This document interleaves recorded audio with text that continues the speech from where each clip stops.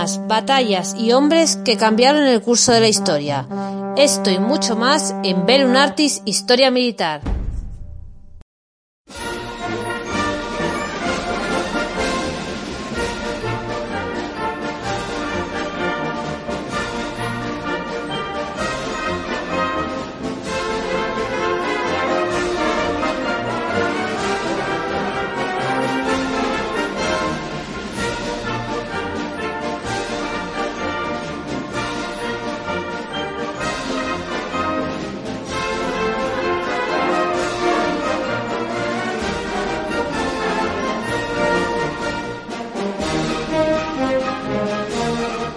Quedaba acordado respecto de las costas orientales y occidentales de Sudamérica y de las islas adyacentes que los respectivos súbditos no formarán en el futuro ningún establecimiento en las partes de la costa situada al sur de las partes de la misma costa y de las islas adyacentes, ya ocupadas por España.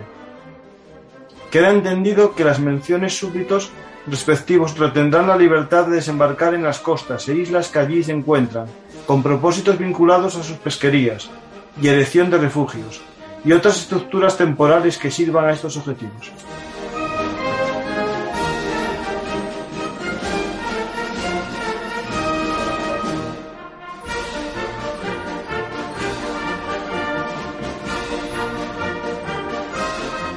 Hola, soy Francisco García Campa y estas son las historias habladas de Bellum Artis Historia Militar. Antes de viajar a Alaska y a las tierras de Canadá, os recuerdo que tenemos un sistema de micromecenazgo en patreon.com/Bellum Artis y también en el propio sistema de apoyo en YouTube o en iVoox. Ya sabéis que nuestras historias nacieron para ser escuchadas por todo el mundo de forma gratuita, pero ahora los fans que contribuyan al sostenimiento de nuestro proyecto podrán escuchar anticipadamente los podcasts y los vídeos que vayamos subiendo en contenido no en directo. Muchas gracias por vuestro apoyo y esperemos que podamos seguir contando historias por mucho tiempo. Hoy viajamos al siglo XVIII para conocer las expediciones españolas a Alaska. Para ello contamos con la ayuda de Guillermo Nicieza. Hola, Guillermo. Hola, Paco. Hola a los queridos tanto oyentes como televidentes. Buenas noches y vamos hacia Alaska. Vamos hacia Alaska, vamos a navegar, saldremos de aguas mexicanas o californianas, de la alta o la baja California, y Exacto. Nos dirigiremos a Alaska y también a Canadá, a las islas de Vancouver, ¿no? A la isla de Vancouver. Ahí estamos. Tiene un apellido español antes que iremos contando. Correcto. Isla de Vancouver, mal llamada de Vancouver, porque realmente se debería llamar, y deberíamos llamarlo especialmente los españoles, de la Cuadra y Vancouver. Efectivamente, de la Cuadra y Vancouver, que por desgracia se nos olvidó. Sí. Pero mucha gente lo va a conocer ahora mismo gracias a nuestro programa. Pues, Guillermo, ya hicimos hace tiempo un programa sobre los navíos de línea, ¿no? Y esta vez no vamos a navegar en un mega navío de línea, sino en algún fragata o en algún bergantín, ¿no? Sí, esta vez vamos a dejar un poco de lado los grandes navíos de línea de guerra, ¿no? De batalla, esos pedazos monstruos del mar, y nos vamos a ir, pues bueno, con naves un poco más veleras, maniobreras, más pequeñitas, más del porte, podríamos decir, de bergantín y de fragata, corbeta y goleta, que son mucho más aptas para las navegaciones de exploración, como comentábamos en el otro podcast y demás. Y además, bastante famosas algunas de ellas. Por cierto, la Sonora ha quedado el nombre bastante ligado a la historia de Estados Unidos, curiosamente, ¿no? Pues vamos a ir conociendo, incluso, por desgracia, ¿no? Hay un barco muy famoso, un petrolero, que derramó toneladas de fuel y tenía un nombre muy español, en la zona también donde lo echó. Y mucha gente se preguntaría, bueno, eso Ernesto Valdés, Córdoba, iremos viendo esos guiños a la historia española en Alaska y veremos el por qué. Incluso yo, una vez que estuve en la zona de Lérida, ¿no? En Lleida, en el Valle de Arán, estuve en un parador, bueno, comiendo y no durmiendo, ojalá, pero había una estatua que era de uno de los personajes que vamos a ver. Por lo tanto, vamos a ir viendo cómo vamos a ir atando la historia de unos catalanes, ¿no? Del Valle de Arán, su comandante, que acaban en las tierras de Alaska. Bueno, realmente él, en cuanto a temperatura, en invierno, bueno, estaría cercano. Sí, bueno, sí, era el Valle de Arán, sí, la verdad es que Sí, no sería muy distinta la temperatura de un sitio del otro, pero efectivamente hubo una compañía de voluntarios de Cataluña, para ser exactos 76 hombres, más su capitán, ¿no? Más su comandante, que era el capitán Pedro Alberni, que fueron, pues bueno, de los combatientes españoles que llegaron más al norte de aquella época, concretamente llegaron hasta Alaska. sí.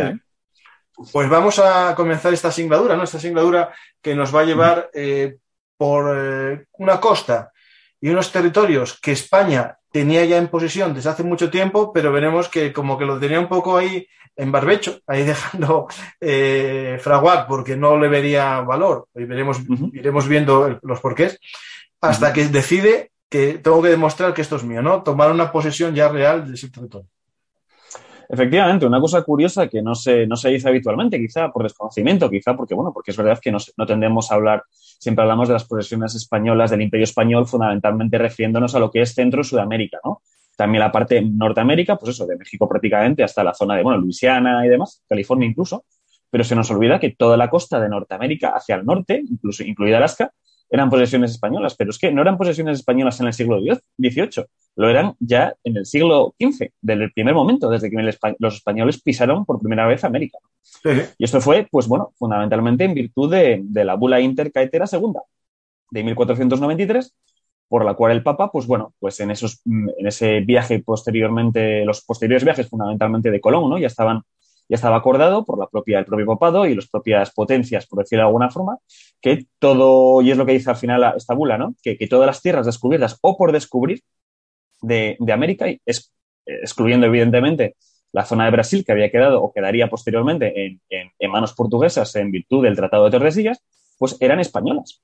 Y de hecho, esto fue ratificado posteriormente en 1513, cuando Vasco Núñez de Balboa descubrió el Mar del Sur y reclamó no solo el Mar del Sur, que luego al final, curiosamente, acabó llamándose el lago español, ¿no? El Océano Pacífico, y fue el gran mar o océano de influencia española durante los siguientes siglos, sino también todas las costas que bañaran esas aguas, con lo cual, legítimamente, desde la punta del Cabo de Hornos hasta la punta más alta y más al oeste, en este caso, y al este, bueno, al este también, pero al oeste, en este caso, pues quedarían me refiero de Alaska, quedarían en manos españolas de forma legítima. Otra cosa es lo que pasó posteriormente. Como siempre ya sabemos que las grandes potencias, pues bueno, muchas veces estos grandes tratados pues se quedan en papel mojado por motivos fundamentalmente económicos, ¿no? Aparte de políticos, evidentemente. Claro, en este caso, en el caso español, teníamos eso económico seguro, pero también demográfico. No teníamos la capacidad de colonizar esas tierras. Bueno, salvo que se hubiese hecho con mexicanos que sí que tenían mayor, digamos, natalidad y se podía haber hecho como se hizo en la zona de California, en la zona de Nuevo México, en la zona de Arizona, que sí se repobló con población novohispana, ¿no? Pero la realidad es verdad que es cierto, un problema que tuvo España para hacer una ocupación real del territorio de Norteamérica fuera, digamos, demográfico, un tema de carencia de personas para poder mandar en colonia. Efectivamente, una de las preguntas más habituales respecto al tema de Alaska, ¿no? Es la pregunta que aparece a todo el mundo cuando le cuentas o se entera de que, es que Alaska era española, sí. Y bueno, ¿y por qué no hay o no hubo hasta prácticamente finales del siglo XVIII, mediados del siglo XVIII, ningún asentamiento, ninguna gran ciudad, ¿no? Que sería lo esperable. Bueno, pues porque definitivamente España empezó por decirlo de alguna forma, colonización o descubrimiento, asentamientos y demás, en zonas que, bueno, eran mucho más conocidas. No hay que olvidar que en México, pues bueno, lo que luego fue el Virreinato de Nueva España, pues fue de los primeros territorios, lo mismo que las islas del Caribe y demás, fueron de los primeros territorios en los cuales los españoles, pues, en definitiva, pisaron el pie y empezaron a asentarse en ese sentido, ¿no? Evidentemente, claro, esto es lo de siempre. Cuando tienes pocos hombres para realizar exploraciones, asentamientos y demás, pues vale más lo malo conocido que bueno por conocer. Y en este caso, además, era bueno conocido porque toda la zona de México, todo lo que es Centro, Sudamérica, una tierra riquísima, absolutamente extraordinaria. Luego ahí tenemos ejemplos como el Potosí y demás. Pero claro, otra cosa sería meterse en tierra desconocida, todo lo que fue, pues luego, posteriormente, bueno, California, que también se exploró definitivamente de forma más seria en el siglo XVIII, un poco antes que la zona toda esta de lo que hoy día sería Canadá, Alaska y demás. Pero bueno, eran unas zonas concretamente bastante desconocidas y de poco interés económico fundamentalmente para España. Entonces, claro, la siguiente pregunta que suele venir al respecto es ¿y por qué España en el siglo XVIII se empeñó en quedarse con ese territorio, ¿no? Demostrar la soberanía que tenía. Bueno, pues fundamentalmente, pues porque Inglaterra y Rusia, bueno, Reino Unido y Rusia, en este caso, comenzaban a intentar hacer asentamientos de forma más o menos permanente para después alegar soberanía, diciendo, no, es que nosotros llevamos aquí asentados 200 años o 100 años y vosotros no, con lo cual es evidente que nosotros llegamos antes. Sí, sí. Lo cual, es lo que en derecho se llama el título y el modo, ¿no? Es decir, no solo vale con el título, sino que tener el dominio de pleno derecho. Eso es, ahí está. Eso es lo de siempre, ¿no? Esto lo dice no sé si lo has invitado todavía, pero bueno, si no, te aconsejo al coronel Pedro Erice. No, pues ya me vas dando contacto. Un hombre fantástico de infantería y demás. Y él dice, bueno, tu tierra es la que pisas, ¿no? Como diciendo, tú mientras que no pisas el terreno con tus hombres, esa tierra no es tuya. O sea, es decir, no es una tierra ni invadida, ni conquistada, ni siquiera tomada, ¿no? Puntualmente. Y esto es cierto. Y esto pasaba lo mismo, pues en el siglo XVIII ya no digamos. Entonces, España se vio en esa situación de decir, bueno, si es que los británicos y los rusos están, o al menos tenemos sospecha de que pueden estar intentando asentarse, pues lo que debemos hacer, evidentemente, para reclamar, bueno, ratificar nuestra soberanía sobre esas tierras, es realizar nosotros propiamente asentamientos permanentes para, bueno, en el caso luego de duda o en el caso de conflicto, decir, no, es que nosotros estábamos aquí. Y eso fue la razón por las cuales a mediados finales del siglo XVIII, pues fundamentalmente a través de Carlos III, pues se decidió enviar una serie de expediciones a toda la que es la costa oeste de Norteamérica hasta la punta de Alaska, básicamente, hasta los 60 grados de latitud norte, que ahí es nada. Sí, que estamos casi en el Pekín ya que sale hacia Siberia, y es las Islas Koyak, ¿no? Más o menos esa zona, la isla Koyak, la máxima expansión. Yo, ahora mismo que estás hablando un poco del dominio de Norteamérica, ahora mismo llevo una camiseta de un dragón de cuera, un soldado presidial, que son los que ocuparon la infantería, ¿no? Pues bueno, caballería que ocupó ese territorio, por ejemplo, de California, con Fray Junípero Serra, Anza, los demás gobernadores de ese territorio, que muy poca gente sabe que California fue casi uno de los últimos territorios de América que dejó de ser español. Es decir, durante un tiempo, cuando se fueron independizando los demás territorios, California quedó un tiempo como en tierra de nadie hasta que al final pasó para México, ¿no? Pero estuvo un tiempín ahí que no sabía muy bien si seguía siendo fiel a España o se unía a México. Pues tenemos esa aventura, ¿no?, de la costa oeste de los Estados Unidos.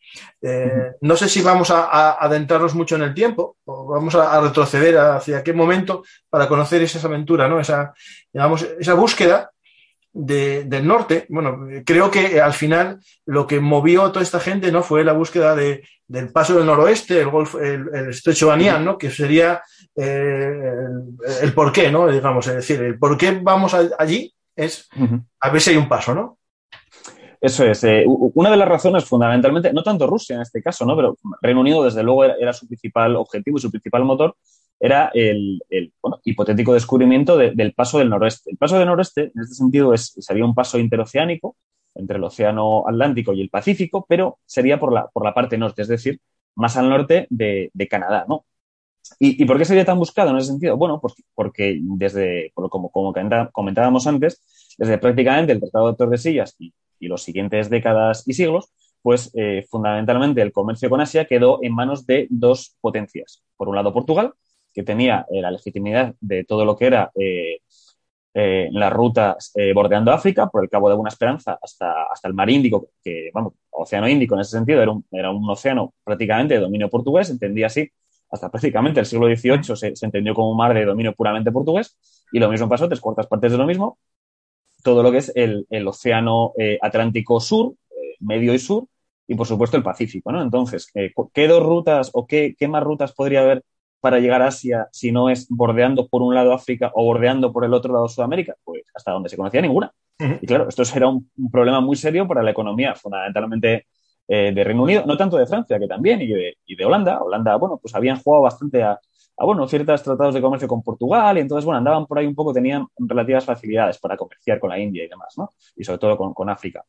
Pero España, Reino Unido, estaban fundamentalmente casi todo el tiempo en guerra, todo lo que fue desde el siglo XVI en adelante, y podríamos retrotraernos todavía más, y estaríamos en lo mismo, ¿no? Prácticamente dos rivales históricos y tradicionales.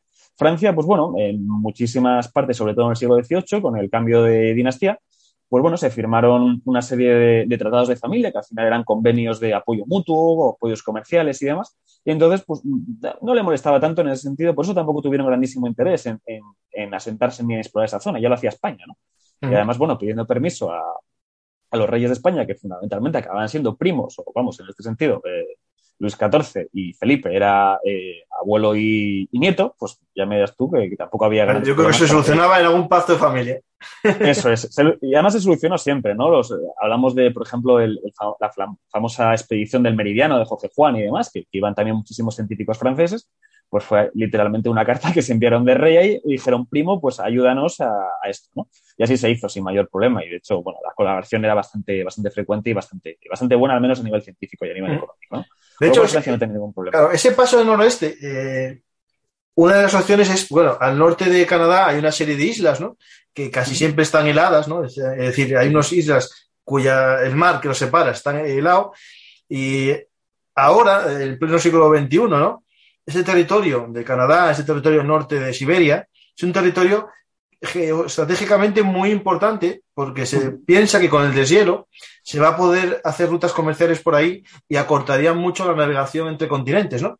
Porque claro, es más fácil rodear el mundo. Si es redondo, claro, para los terraplanistas no, pero para la gente redonda es más fácil ir de Siberia a Estados Unidos, por ejemplo, yendo hacia el norte que yendo este-oeste. Claro, es que además estas son todas las cuestiones geoestratégicas que, bueno, aquí estamos haciendo un poco off topic y yéndonos al momento actual. ¿Por qué Estados Unidos en Rusia históricamente también ha tenido siempre problemas? Hombre, porque es que desde literalmente Alaska, que actualmente es Estados Unidos, hasta Rusia, pues son unas pocas millas de navegación. Quiero decir, puedes pasar de una forma muy sencilla. Prácticamente podríamos decir que es como de Marruecos a España por el estrecho de Gibraltar. Sí. Es que esto es así. Entonces, esto hay que entenderlo de esta forma. Y en aquel sentido, en el siglo XVIII, pues evidentemente, claro, para el Reino Unido era muy importante poder acceder a Asia, digamos, no entrando en territorio enemigo, al menos hostil, ya fuera español o portugués, fundamentalmente español, ¿no? Porque, como decíamos antes, la ruta portuguesa, pues al final, bueno, es quizá más directa, más corta, en cierto modo, lo que pasa que, bueno, al final simplemente tienes que bordear África y llegar a la India. En cambio, cuando haces la ruta por el lado contrario, lo que tienes que hacer es bordear América. Luego, bueno, hablaríamos también del paso de Panamá y todo esto, ¿no? Del istmo y demás. Pero bueno, en principio sería bordear esta Sudamérica por el estrecho de Magallanes o de Todos los Santos y demás. Hay que reconocer es muy importante. Sí, que el que vea el Google Earth se puede liar un poco porque todo el Polo Norte en el Google Earth aparece como mar, aparece en azul, no en color hielo. Pero es interesante cómo se vería toda esa zona si quitamos el hielo, es decir, cómo sería un pequeño lago navegable que comunicaría a Europa y Estados Unidos en nada, es decir, en nada. Eso es, y de hecho una cosa curiosa que no se suele decir tampoco del paso del noroeste es que, bueno, se hablaba un poco de forma más bien legendaria y tópica en las propias sagas nórdicas, ¿no? Las sagas vikingas y demás, de un posible paso, bueno, más bien como un truismo que como una cosa real que se supiera. Bueno, sí que se especulaba sobre si hubiera un paso, en fin. Todo esto, evidentemente, sin situar América en el mapa, porque no, claro, hasta lo de Vinland y demás, pues bueno, se supone que no tenía conocimiento. Pero sí que se hablaba de un paso, pues bueno, más allá de Groenlandia, que llegaba a una tierra nueva, bueno, este tipo de cosas que al final son muy legendarias y, bueno, pues eso, en ese sentido, pues... es cierto, ¿no? Que si vemos Groenlandia, hay justo unas islas que se llaman las islas Queen Elizabeth Island, que justo hay un canal, un estrecho, por ahí, claro, sería esa zona lo que se podría ser el canal actual, ¿no? Es decir, si se quita el hielo y estamos hablando de una zona fácilmente navegable. Pues esta actualización de la información tiene que ver un poco, al final, en que realmente, a pesar de los siglos, hay lugares geoestratégicos que son vitales en esta humanidad. Es decir, al final, una cosa u otra, cambian los barcos, cambian el sistema de propulsión de los barcos, pero hay zonas que tienen que pasar todos los barcos sí. Eso es. O sea, al final, vamos a hablar, no es casualidad que la mayoría de rutas comerciales actuales, es decir, de nuestros días, estén situadas prácticamente sobre las tradicionales pues del siglo XVIII y XIX, ¿no? Incluso a veces podríamos hablar sobre las del XVI y XVII. ¿Esto es casualidad? Evidentemente no. O sea, hay que decir de cuando, por ejemplo, estábamos hablando también este mes de noviembre, ¿no? Con las típicas efemérides de que si Urdaneta y el tornaviaje y demás, ¿no? Pues bueno, pero es que el tornaviaje de Andrés de Urdaneta que hay que entenderlo como el viaje de vuelta desde lo que serían las Filipinas, las Molucas, hasta la zona de Nueva España, pues bueno, pues fue tan óptima esa travesía que se hizo, ese descubrimiento, ¿no? El descubrimiento de la corriente de Kuroshio, que tienes que ascender un poco hasta Japón para luego bajar y prácticamente vas directo a Nueva España, que todavía se sigue usando actualmente la navegación. Y es tan importante que no es casualidad tampoco de que esa zona sea una zona muy caliente hoy en día. De esto ya lo puedes hablar con Fede Supervigie otro día. Exacto, sobre el mar de la China meridional y toda esa zona. No es casualidad que sea una zona también muy caliente estratégicamente actualmente. ¿Por qué? Bueno, porque es una zona muy óptima para la navegación y no es casualidad que te ahorras una buena travesía aprovechando ese tipo de corrientes. Lo mismo que Colón, de forma magistral, pues aprovechó los alisios para llegar a América, ¿no? Porque además se dejó caer hasta Canarias y luego prácticamente vas directo hacia el Caribe. Se sigue haciendo hoy en día, quiero decir. Pequeñas desviaciones, optimizaciones de viento y demás, ¿no? Pero fundamentalmente se siguen siguiendo las rutas y las derrotas de navegación clásicas y teóricas. Por eso siguen siendo zonas todavía tradicionalmente muy importantes estratégicamente. Y en este sentido, el paso del noroeste, pues bueno, pues como decías tú ahora, Paco, hace unos segundos, pues sigue siendo muy importante. Y de hecho, bueno, pues si algún televidente o oyente ha visto la serie de Terror, pues iban buscando precisamente el paso del noroeste. Lo que pasa es que fue posteriormente cuando se supone que se descubrió como tal, pero ellos ya lo iban buscando a mediados del siglo XIX. Con lo cual era una cuestión muy, muy importante. Incluso España mandó muchísimas expediciones a buscarlo. ¿Por qué España? Bueno, porque España quería seguir manteniendo el control estratégico de esa zona. Claro, la primera acción era poner fortalezas por ahí. Para efectivamente, eso es. Y además, cuando tienes un paso interoceánico, que ya lo tenía España, que era el de a través del Estrecho de los Santos, de Magallanes y demás, si tienes dos, pues bueno, todavía puedes estrangular más la economía del rival, ¿no? Obligándole a pasar por el que tú quieras si le dejas. Sí. Entonces, por eso España también tenía muchísimo interés en que los británicos no se hicieran con el control del paso del noroeste, ¿no? De hecho, ahí podemos tener ya la primera conexión un poco más al sur de nuestro objetivo, que es Alaska, pero cuando hablaste de Urdaneta y el tornaviaje, la primera, digamos, expedición o el primer intento de crear una base en la zona de California, en la Alta California, fue un poco asegurar el retorno de los galeones de Manila, que cuando venían en el tornaviaje llegaban a la altura más o menos de Seattle y bajaban toda la costa norteamericana y la idea era hacer una base, algún cuartel que primero alimentase a los que llegaban del tornaviaje casi exhaustos, ¿no? Pero sobre todo evitar aventuras corsarias o de piratas ingleses como la de Drake, que fue una de ellas, la primera, que según él fue el que descubrió, por ejemplo, California, la bahía de San Francisco y tal, que es falso, no lo descubrieron en ese momento. Y también Cavendish, que en esa zona de California tomó el primer galeón de Manila y logró un buen festín. Y eso fue el motivo, ¿no?, de la zona de California. Y posteriormente, que es lo que vamos a ver aquí, es cómo vamos avanzando, ¿no? Eso es. Bueno, la zona de California, las dos Californias, ¿no?, Alta y Baja California, en definitiva, es una zona... A ver, es estratégica a nivel naval, sobre todo porque, aparte que tiene bahías muy buenas, ¿no?, como por ejemplo la bahía de San Francisco, que es una bahía para anclaje y para el establecimiento de una avanzadilla o de una base naval o demás, ¿no?, un apostadero, que dirían ellos en su época, muy importante, es que la propia corriente de Kuroshio prácticamente te lleva a esa zona. Lo que pasa es que luego puedes hacer navegación de cabotaje, es decir, siguiendo la costa, hasta la zona por ejemplo, la zona más de Nueva España de México, ¿no?, diríamos, más que la zona de California, que en aquella época seguía siendo Nueva España, porque Nueva España era absolutamente tremenda de tamaño, ¿no? Entonces, esta fue una de las razones por las cuales esa zona decidió también explorarse y hacer mayor número de asentamientos. Y de hecho, en el siglo XVIII sí que es cierto que se hizo fundamentalmente más bien por tierra, ¿no? Sí. Hacia 1760, 70 y demás, pues se exploró bastante y bueno, no se descubrió como tal, pero sí que se empezó a estudiar en definitiva la geografía y la orografía de la bahía de San Francisco, toda la zona de la Alta California y demás. En el siglo XVI intentaron colonizarlo vía barco, pero un poco, de una forma un poco fuñona, ¿no? De mirar la pela, ¿no? Porque era los barcos que regresaban de Filipinas, esos mismos barcos que fuesen los que colonizaran, ¿no? Eso, como que no tenía mucho éxito. Después intentó mandar algunos barcos hacia el norte, alguno llegó a la altura más o menos de la desembocadura, bueno, de Seattle, la frontera entre Seattle y Canadá, más o menos, por ahí. Ahí llegó algún barco, pero no descubrieron San Francisco, pasaron justo al lado, pero había una niebla que aparece incluso de forma en varios relatos, que no la ven, que pasan por ahí, y hasta el siglo XVIII no se descubre San Francisco y el filo que tiene como puerto, ¿no? Que es un puerto natural impresionante. Ahí está. Y bueno, y luego, evidentemente, en el siglo XVIII es cuando se empiezan a realizar grandes establecimientos, pues toda la zona de Monterrey, toda esa zona, Los Ángeles y demás, ¿no?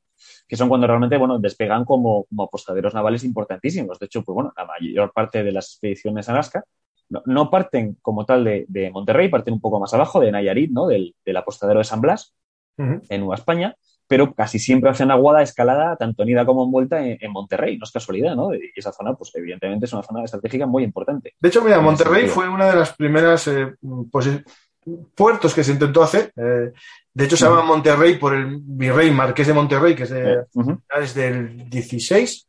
Y realmente fue unos intentos. De hecho, era un monte lleno de pinos, que era muy bueno para hacer lo que tú dices, las paradas, reparar los navíos y tal. Pero se abandonó y después, más tarde, se volvió a ese mismo territorio a hacer ya esa ciudad en el siglo XVIII. Pues nada, ya tenemos la base, ¿no? La base del tal. Eso es. ¿Y por qué una vez que tienes California, que es una tierra, bueno, bien, templada, con buena zona de cultivo, bosques también, ¿no? Las famosas secuoyas, es decir, tenía bastante interés. La pregunta es, ¿qué se les perdió allá arriba? Porque sabían que allá arriba hacía frío, que allá arriba había nieve y había, bueno, no un lugar muy agradable para vivir, ¿no? Pues uno de los problemas es que llegó a la corte de España que los británicos estaban mandando expediciones y, de hecho, efectivamente se habían enviado hacia aquella época aproximadamente tanto a Cook como a Vancouver, dos capitanes de la Royal Navy, de la Armada Británica, a realizar, bueno, no tanto exploraciones, pero bueno, digamos que a ver un poco qué pasaba por esa zona, ¿no? A ver si era posible asentarse y demás.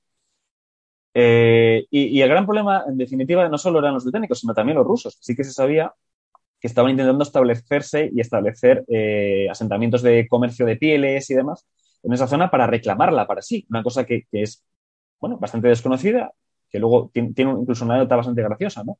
Es que en 1770 España y Rusia no es que compartieran fronteras, es que estaban en guerra. Y dices tú, vamos a ver, claro, tú te miras el mapa y dices tú, ¿cómo es posible de punta a punta prácticamente del mapamundi, ¿no? ¿Cómo es posible que Rusia y España estén en guerra? Es imposible. Pero claro, pero es que toda la zona de la costa oeste de lo que actualmente es Estados Unidos, Canadá, Alaska y demás, era española como tal, era tierra española. Y por eso una serie de ciertas escaramuzas o escalada de tensiones, podríamos decir, en la zona de Alta California, a nivel también de Monterrey y demás, acabó, pues bueno, no en un gran combate, pero sí que en un poco momentos de tensión y demás, y Rusia, el zar de Rusia, declaró la guerra a España. Una guerra que, por cierto, duró 200 años. Y bueno, ¿cómo es posible que una guerra... Bueno, se olvidaron de que se les olvidó de había que frenar una paz. Esto lo encontré un plumilla en el año 2000, rebuscando en el... No recuerdo si fue en el Ministerio de Defensa o en el de Interior, uno de estos, y encontró la declaración de guerra y que no se había firmado la paz. Y de hecho, un telefonazo a Moscú, bueno, oye, Vladimir, que seguimos en guerra desde hace tanto, ¿no? Bueno, pues habrá que firmar la paz. Y creo que la paz, no sé si se firmó eso, 2000 o 2002 o algo así, una cosa curiosísima, porque además una guerra, un conflicto, aparte de haber durado 200 años, no hubo, hasta donde yo tengo constancia, ni ninguna muerte, ni un solo cañonazo. Es decir, fue una guerra fría totalmente. Fría, fría. Y tan fría, ¿no? La zona de Alaska. Alaska, eso ni las focas luchaban ahí. Exacto, fría congelada. Pero bueno, esto era así. Y los rusos es cierto que, bueno, pues realizaron diversos asentamientos y demás. Luego ellos mismos exageraron, ¿no? En ciertas expediciones que los españoles, pues bueno, investigaron la zona y llegaron a, no tanto como a detener y a interrogar, pero bueno, sí que tener conversaciones con los rusos que estaban ahí asentados. Y los rusos, claro, les habían dicho que, bueno, que es que Rusia estaba mandando fragatas como por un tubo, ¿no? O sea, es decir, tenía una intención invasiva de aquella zona brutal. Luego se descubrió que era falso, que, vamos, que simplemente eran poco menos que comerciantes y algún enviado de la Armada rusa pues, para hacer un poco de la cartografía de la zona y demás. Por esa razón, pues fue una guerra tan fría que es que no hubo ni combates. Luego, al final, realmente el gran conflicto sería, como veremos más adelante, con Reino Unido, no tanto que con Rusia, ¿no? Bueno, pero al final los que tuvieron más posesión de esa zona fueron los rusos, al final. Sí, definitivamente sí, y eso, y luego, bueno, lo comentaré luego seguramente un poco de forma más pormenorizada, pero bueno, sí, cuando España y Reino Unido decidieron abandonar los dos la región para evitar, en definitiva, otra guerra, una guerra que se produjo igualmente, ¿no? Porque al final llegó a darse, pues bueno, fue algo así como que decidieron, pues bueno, ambos abandonar un poco la zona y establecer una pequeña frontera, un pequeño límite pues, a nivel del estrecho de Juan de Fuca, ¿no? Que era una zona bien conocida y cartografiada por los españoles. Y esto es prácticamente a nivel de la isla de Quadra y Vancouver. Y yo insisto mucho en lo de Quadra porque, bueno, que a ellos se les olvide bien, pero a nosotros no debería olvidársenos que la isla A ver, legítimamente primero, todavía se llama Quadra y Vancouver. tendría que, tenemos que saberlo. Sí, bueno, eso sería importante, desde luego. Pues vamos, ya tenemos este primer, ¿no? Ese casus belli, ¿no? Esa Uh-huh. primera razón por la que España comienza a tener interés por unos territorios que bueno, tiene en posesión. Uh-huh. Me imagino, claro, aquí entran ya variables teológicas, ¿no? Los rusos son ortodoxos, los ingleses son protestantes, y al final lo que diga un papa de Roma como que no me importa mucho, y esto no es tuyo, esto es de los que primero llegue, ¿no? Claro, y esto, bueno, incluso siendo católicos, porque los franceses... Pero pues, francés tampoco hace mucho caso, sí, sí, ya claro, sé. está. O sea, España se supone que... España, digo, América se supone que era española, salvo la zona esa de Brasil, por el Tratado de Tordesillas y demás. Y luego, bueno, los franceses se asentaron en la zona eso de Terranova, Canadá y demás. Los ingleses hicieron 3/4 partes de lo mismo, toda en la costa de lo que luego serían sus famosas 13 colonias. Y vamos, no se asentaron en más sitios porque España literalmente no les dejó, ¿no? Pero vamos, no fue por falta de ganas, desde luego. Y entonces, en ese sentido, pues bueno, pasó un poco exactamente lo mismo. Lo que pasa es que es verdad que, bueno, Reino Unido en aquel momento tampoco estaba un poco en la misma situación que España, ¿no? Pues se estaba librando, para las primeras expediciones es verdad que todavía no se había librado como tal, pero bueno, en la siguiente sí, se había librado una guerra bastante costosa, que fue la guerra del 79 al 83, ¿no? En la cual el propio Reino Unido perdió sus 13 colonias, la guerra de independencia de Estados Unidos y demás. Entonces, bueno, tampoco estaba, digamos, para enviar grandes expediciones militares para, pues bueno, conquistar o colonizar esa zona y aparte de meterse en otra guerra de España, cuando en esa guerra, esa paz fue costosísima y bastante, hasta diríamos, humillante, ¿no? Para los propios británicos, ¿no? Toda la independencia de Estados Unidos y demás. Entonces, bueno, ellos también enviaban pequeñas partidas de colonización y España, pues bueno, hacía un poco lo propio, ¿no? Lo que pasa es que sí que es cierto que España, bueno, una cosa curiosa es que llegó a enviar una pequeña flotilla compuesta de 5 y hasta 6 naves, pues de un porte bastante interesante, ¿no? Estaríamos hablando, pues, hacia 1788-89, en esa época.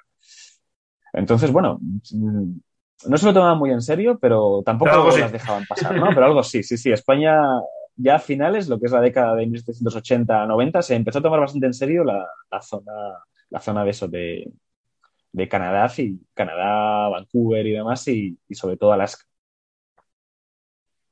Pues empezamos, ¿no? Yo creo que ya tenemos un poco el motivo, ¿no? El por qué nos empezamos, ¿no? A fijar en estas tierras del norte, ¿no? Uno de los motivos es el paso del noroeste, otro que empieza a haber barcos extranjeros por ahí y, digamos, vamos a empezar a investigar, ¿no? Que si hay más gente por ahí, ¿no? Yo creo que ese es el primer motivo.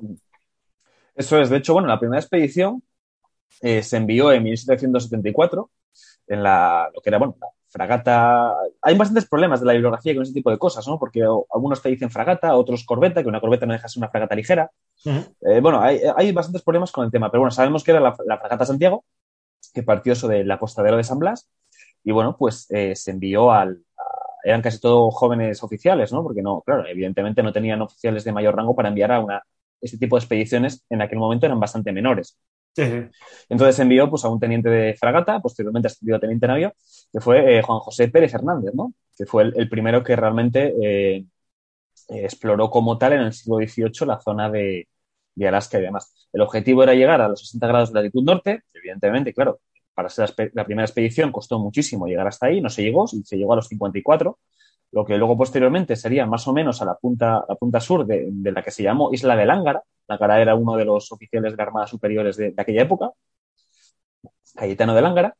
Y bueno, pues fue una expedición, podríamos decir la proto-expedición, ¿no? En el 74.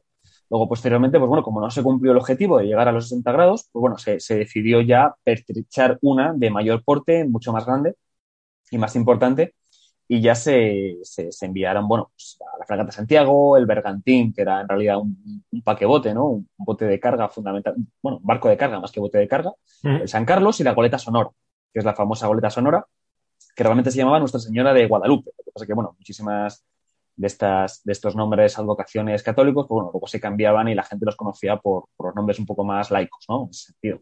Y fue una gran expedición. Que tenían dos nombres los barcos, normalmente, ¿no?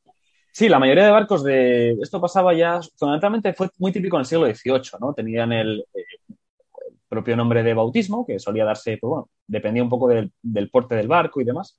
Pero bueno, generalmente las fragatas, goletas, bergantines y demás, pues tenían nombres o mitológicos femeninos, en plan Diana, Proserpina, Medea y demás, o descriptivos, o sea, tipo Esmeralda o Galga, incluso algunos topográficos y similares, ¿no? En plan Alavesa, pues un poco ese tipo de nombres. Sonora, pues bueno, fue el nombre que se le dio, aunque la mayoría de este tipo de barcos seguían teniendo lo que se llama una vocación católica, ¿no? Que es decir, un nombre oficial, dicho de alguna forma, que era pues, una vocación católica o religiosa mayor o menor, depende un poco del porte del barco.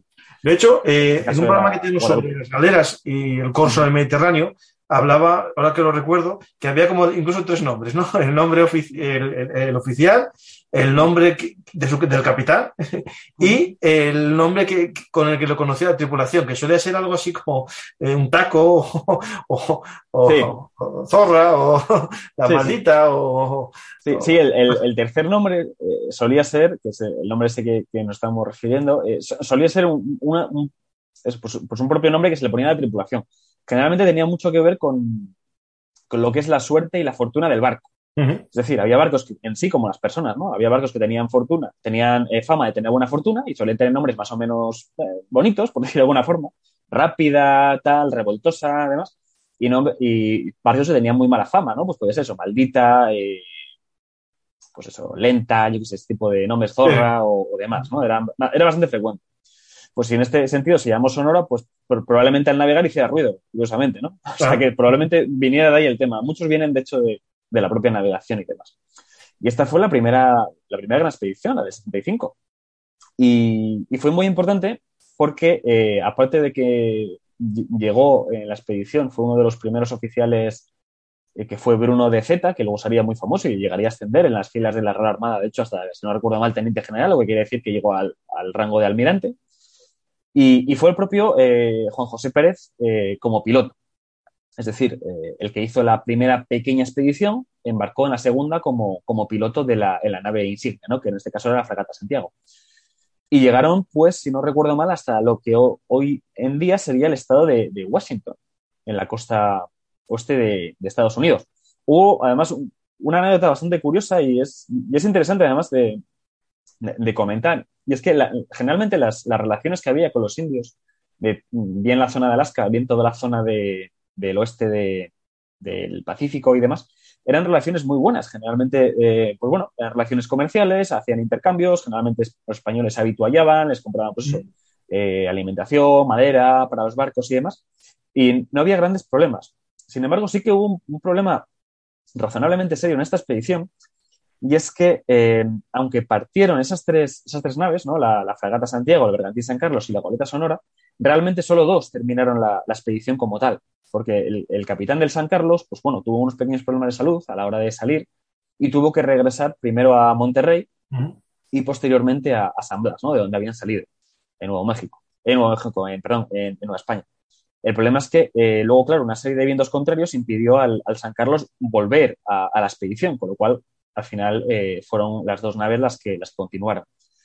Dos naves muy distintas en la navegación, ¿no? Una fragata que tenía un tamaño bastante considerable, la fragata Santiago, y eso la hacía muy buena para navegar en alta mar, pero era bastante problemática en la navegación de cabotaje costera y sobre todo en la zona de estuarios, desembocadoras de ríos y aguas superficiales, en definitiva. La Sonora, que era una goleta, le pasaba exactamente lo contrario. Era muy problemática navegar en alta mar con ella. De hecho, tuvo que ser remolcada por la fragata Santiago en numerosísimas ocasiones en esa travesía, y al revés, pues era muy buena para hacer la exploración y la descubierta a nivel de estuarios y demás. Por cierto... en esta costa hay muchos estuarios, es decir, una zona que tiene bastantes ríos. Ahí quería llegar. Es que hay muchos y, de hecho, bueno, se encontró el estuario del río actualmente Columbia y ese estuario se llamó en aquel momento el estuario de Zeta, de precisamente el oficial director de la expedición, que bueno, actualmente pues es el estuario de Columbia, se le cambió el nombre, como pasó con muchísimas cosas, pero ahí estaba, ¿no?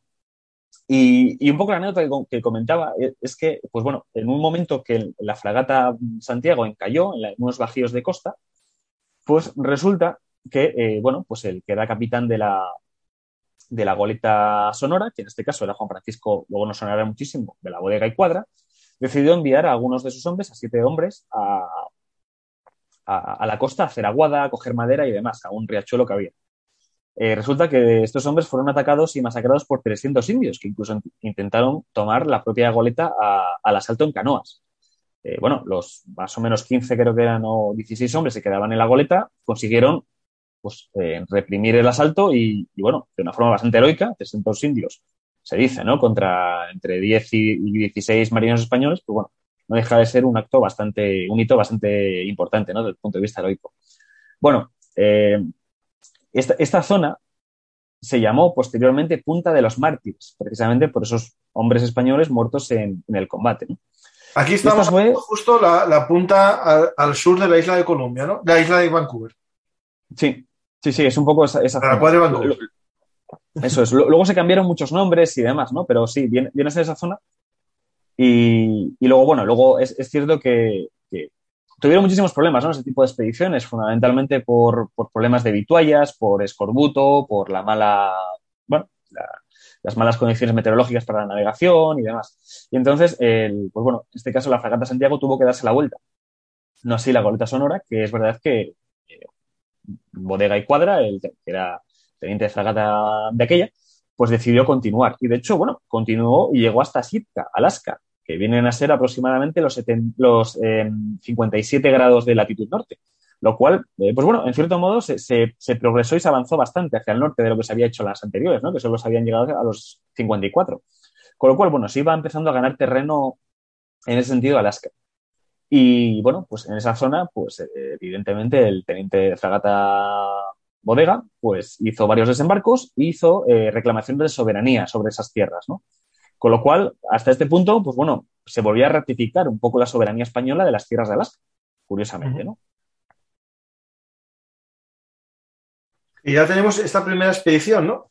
Que va asentando un poco la cartografía, porque es cierto que al norte de California se había navegado, se había visto alguna cosa, pero claro, esta entrada del río Columbia, no sé si las primeras expediciones del siglo XVI la descubrieron, porque me suena que sí, ¿vale? Me suena haberlo visto, pero no, es decir, habían visto una entrada a un estrecho muy grande, que podía ser perfectamente esta entrada, es decir, porque sí es cierto que, claro, tú vas navegando toda la costa y el entrante claro, parece un canal.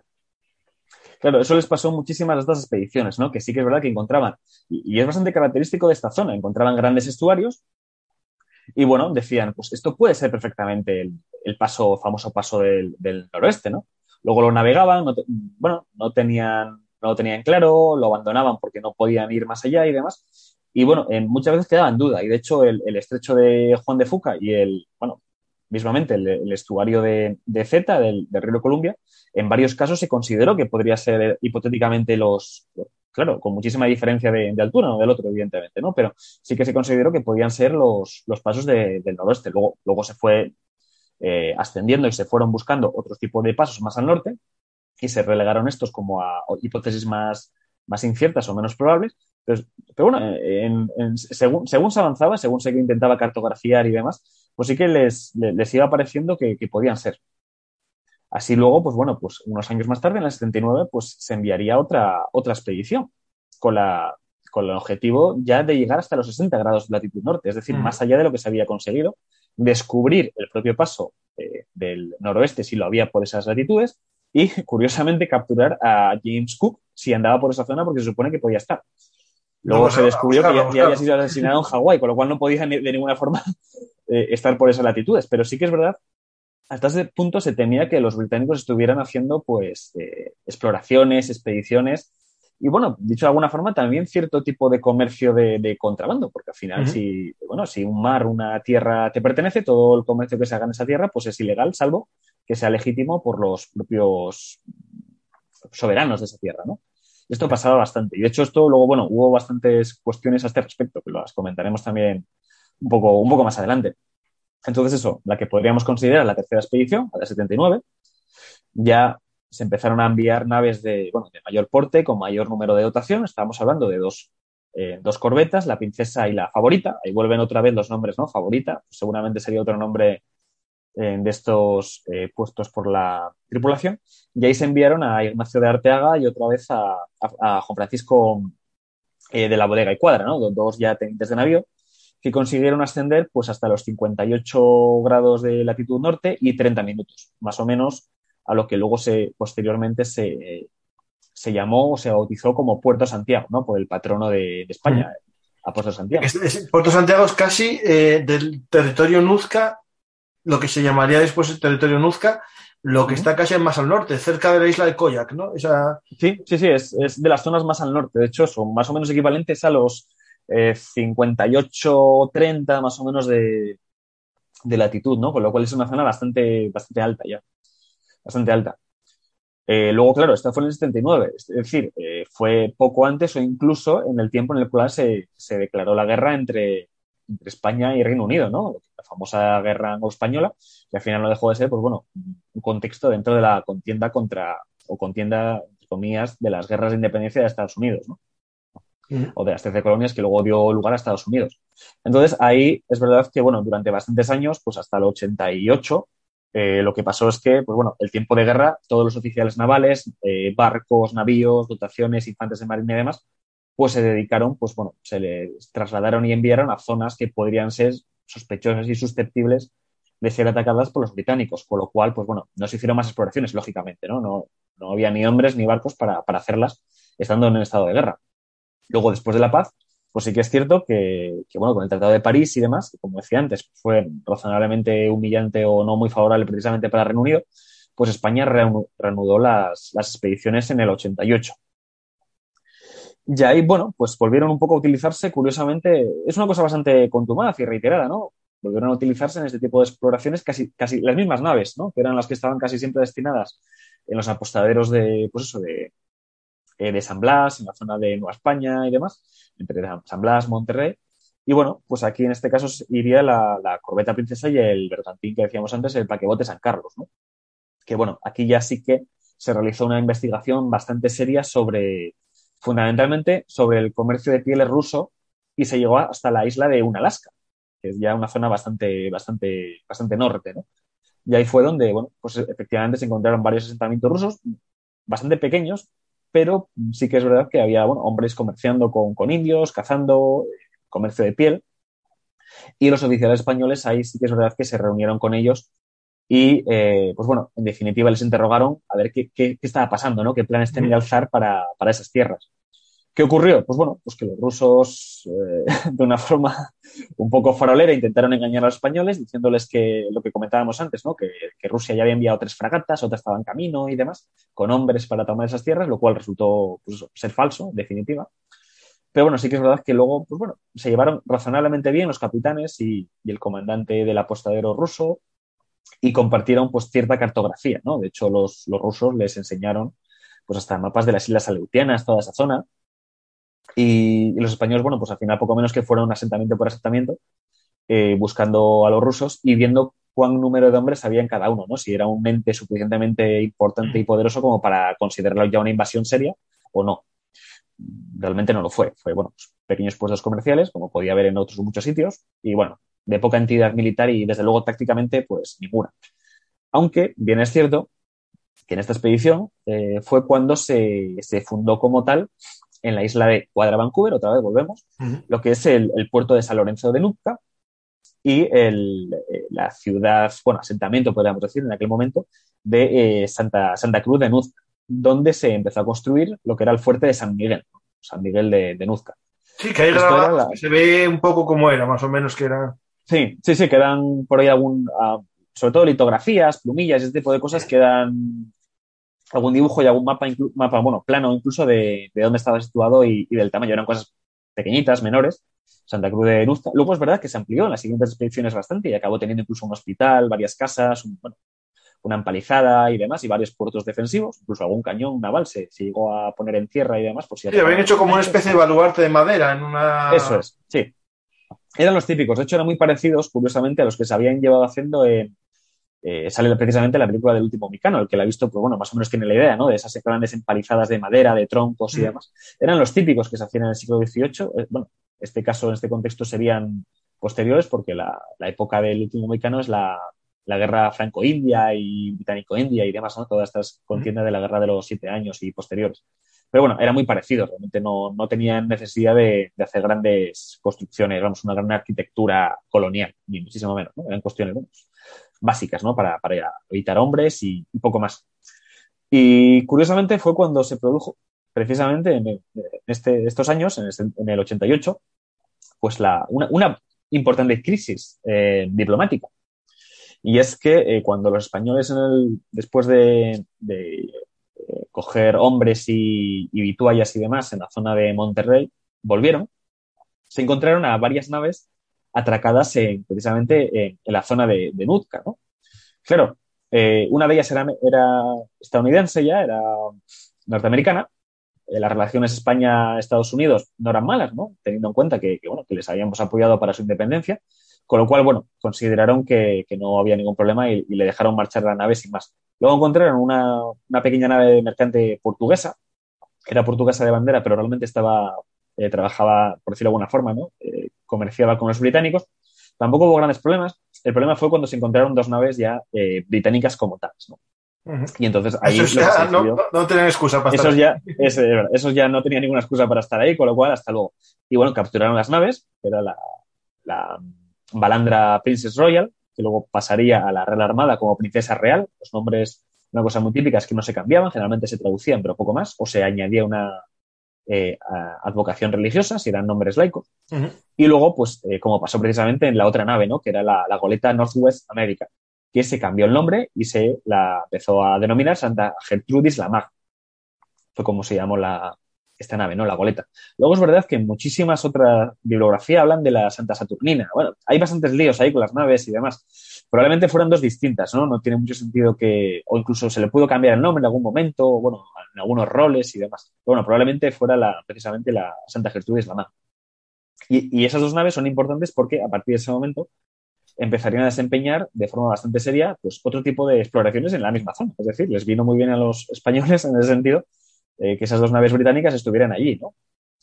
Luego, bueno, evidentemente todos los prisioneros, capitanes ingleses y demás, fueron enviados a Monterrey, de Monterrey a San Blas y, bueno, devueltos a territorio británico y demás. Con lo cual no hubo grandes problemas.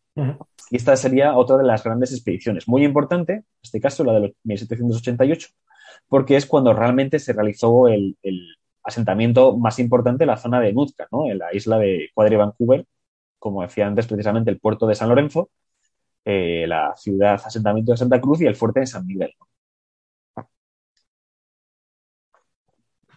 Y aquí en esta expedición de 1790 que se hace el puerto de Nootka, bueno, se amplía y se hace el poblado de San Lorenzo, ¿quién sería el protagonista o el marinero protagonista? Bueno, fundamentalmente podríamos decir que hubo dos, ¿no? Que estaba Esteban José Martínez, que fue realmente el director de la expedición, y luego Gonzalo López de Haro, ¿no? Eran dos jóvenes, bueno, jóvenes no se tiene tan claro, pero bueno, desde luego en empleo y rango, pues bueno, no dejaban de ser tenientes de navío, tenientes de fragata, es decir, no eran grandes oficiales, ¿no? Al menos en empleo. Y es cierto que, bueno, fundamentalmente José Martínez fue el gran director de ese tipo de expediciones, ¿no? Luego tendría problemas, curiosamente, ¿no? Precisamente por el tema del apresamiento. Digamos que tuvo demasiado celo a la hora de apresar las naves británicas. Esto provocó una crisis diplomática muy importante hasta el punto de casi llegar a la guerra. Y es cierto que, bueno, que en cierto Una momento... oreja Yankees 2. Sí, casi, ¿no? Y en ese momento, pues bueno, es verdad que el rey, el ministro de Marina y demás le dijeron que, bueno, le dieron un pequeño tirón de orejas, ¿no? Como que, bueno, que no tuviera tanto celo a la hora de este tipo de cosas. Lo mismo le pasó con un par de encontronazos que tuvo con los indios. Es cierto que la mayoría de los indios, eso, eran extraordinariamente amistosos, los indios Nutkas y demás. Pero bueno, en algún momento sí que, sobre todo cuando se amplió el asentamiento de Santa Cruz, hicieron un par de ataques. No se sabe muy bien por qué realmente, ¿no? Por un ataque sin provocación, no se tiene muy claro. No sabemos hasta qué punto los británicos pudieron influir, prometiéndoles algo, pagándoles o demás. Pero bueno, la cuestión es que, evidentemente, pues bueno, ataques de indios en el siglo XVIII contra mosquetes y formaciones de combate, bueno, por pocas que fueran españolas, pues bueno, no acabó bien para ellos. Lo que Esto me se llama la investigó. atención de estos indios Nuzca, ¿no? Es, bueno, que habitaban casas, tenían unas casas un poco, Ujú. no eran tiendas de tipo tipi, Sí, sino sí. unas casas de madera, ¿no? Ujú. Y aparte, unos sombreros que me parecen muy característicos que se ven en los grabados, que son unos como de paja, tipo a los vietnamitas, así de, como un cono, ¿no? Ujú. Si te fijaste, se ve ser lo propio, lo más característico de estos pueblos. Sí, de hecho, luego es curioso porque mucha información, concretamente de los indios Nutcas, se mantiene a día de hoy, está en España, de hecho, ¿no? Están los diarios etnográficos y demás, gracias a la propia expedición Malaspina, Uh-huh. que es precisamente del año siguiente, del 89. Y es verdad que la propia expedición, aunque no se tenía intención de hacerlo, en cierto momento Carlos IV, y bueno, el ministro de Marina, era Antonio Valdés, sí que es verdad que mandaron unas órdenes lacradas para, para Alejandro Malaspina y José Bustamante, y les indicaron, cuando estaban prácticamente ya a la altura de, no sé, de Veracruz o algo así, que, bueno, derivaran más al norte y que investigaran el propio paso del noroeste, ¿no? Que les interesaba mucho que realizaran investigaciones sobre esa zona y demás. Y de hecho, concretamente, este tipo de expediciones las llevó a cabo dos famosísimos marinos españoles. Uno era Dionisio Alcalá Galiano y el otro Cayetano Valdés, famosos fundamentalmente porque Alcalá Galiano mandaba el navío Bahama en la batalla de Trafalgar Uh-huh. y Cayetano Valdés el Neptuno, ¿no? Eran sobre todo famosos por eso, pero bueno, eran también grandes científicos en ese sentido. De hecho, pues habían partido los dos, pues, bueno, razonablemente jóvenes en esta expedición, que además fue bastante larga, la expedición de Malaspina. Alcalá Galiano como capitán de fragata y Cayetano Valdés como como teniente de navío, aunque luego, bueno, acabaría prácticamente llegando a España como capitán de navío, ¿no? Es decir, ahí es nada los ascensos. Claro, Y lo aquí que se hay habían que hecho... recordar que estos hombres, no sé si pasaron por la escuela de guardia marinas, pero en Uh-huh. este momento, en la escuela de guardia marinas era como digamos, el MIT de España en aquella época, ¿no? Era la escuela de ingenieros, geógrafos, matemáticos, no sé, era Uh-huh. de todo un poco. Sí, yo muchas veces lo cuento como que la escuela o la Academia de Guardia Marinas de Cádiz era pues, como la NASA, aproximadamente, ¿no? Es decir, ahí se formaban, o un poco la Academia de la NASA, por decirlo de otra forma, ¿no? Ahí se formaban los grandes científicos, navegantes y militares, por supuesto, de la Armada Española. Era, vamos, lo más, la florinata de los oficiales navales, ya no de España o de Europa, prácticamente no, del mundo, literalmente. O sea, no es que tuvieran nada que envidiar a franceses e ingleses, sino que se podría decir sin sonrojarse que eran hasta mejores en muchísimas situaciones, sobre todo a nivel científico y a nivel de exploraciones y demás, ¿no? Y es cierto que en esta travesía, curiosamente, pues bueno, se construyeron dos goletas, la Sutil y la Mexicana. Eh, una la tripularon varios hombres con Alcalá Galiano como comandante y la otra, la Mexicana, fue la que llevó Valdés y demás. Luego, bueno, la Sutil realmente se le cambió el aparejo y de goleta acabó siendo bergantín, pero bueno, la idea era que fueran goletas en principio. O Y sea, ahí que un poco llegaron la bastante. diferencia entre un bergantín y una goleta puede ser el tipo de velas y. Sí, sí, son dos naves bastante ligeras en general, tienen dos palos. Y luego es cierto que, bueno, la goleta lleva aparejo de cuchillo, es decir, velas pues tipo cangrejas, escandalosas y demás, y foques y tal. Y luego los bergantines tienen vela cuadrada, vamos, como las fragatas. ¿No? Con lo cual, bueno, sí que es verdad que son muy parecidas. De hecho, los cascos es cierto que suele ser un pelín más afilado quizá el de las goletas, pero no hay ningún problema y de hecho era bastante frecuente cambiarles el aparejo precisamente entre goletas y bergantines, cambiarles el tipo de velas y bueno, podían funcionar indistintamente prácticamente con unas o con otras, ¿no? Y funcionaban muy bien. El cambiar el tipo de vela que era un poco para navegar contra viento, a favor de viento, o. En general, generalmente sí, y también el tamaño de la tripulación que tuvieras para llevar, ¿no? Es decir, la vela cuadrada, como tal, es una vela un poco más compleja de manejar, necesitas más hombres para manejarla. Es cierto que es un pelín más lenta, pero es más estable también. La vela de cuchillo suele ser una vela que te permite ir contra viento mejor, navegar mucho mejor y es mucho más fácil de maniobrarla, es decir, con menos hombres puedes manejarla. Por eso muchas veces se prefería incluso vela de cuchillo que vela cuadrada. En este caso, pues bueno, se repartieron los hombres y supongo que considerarían que la nave capitana, pues bueno, que podías llevar vela cuadrada con los hombres que habían.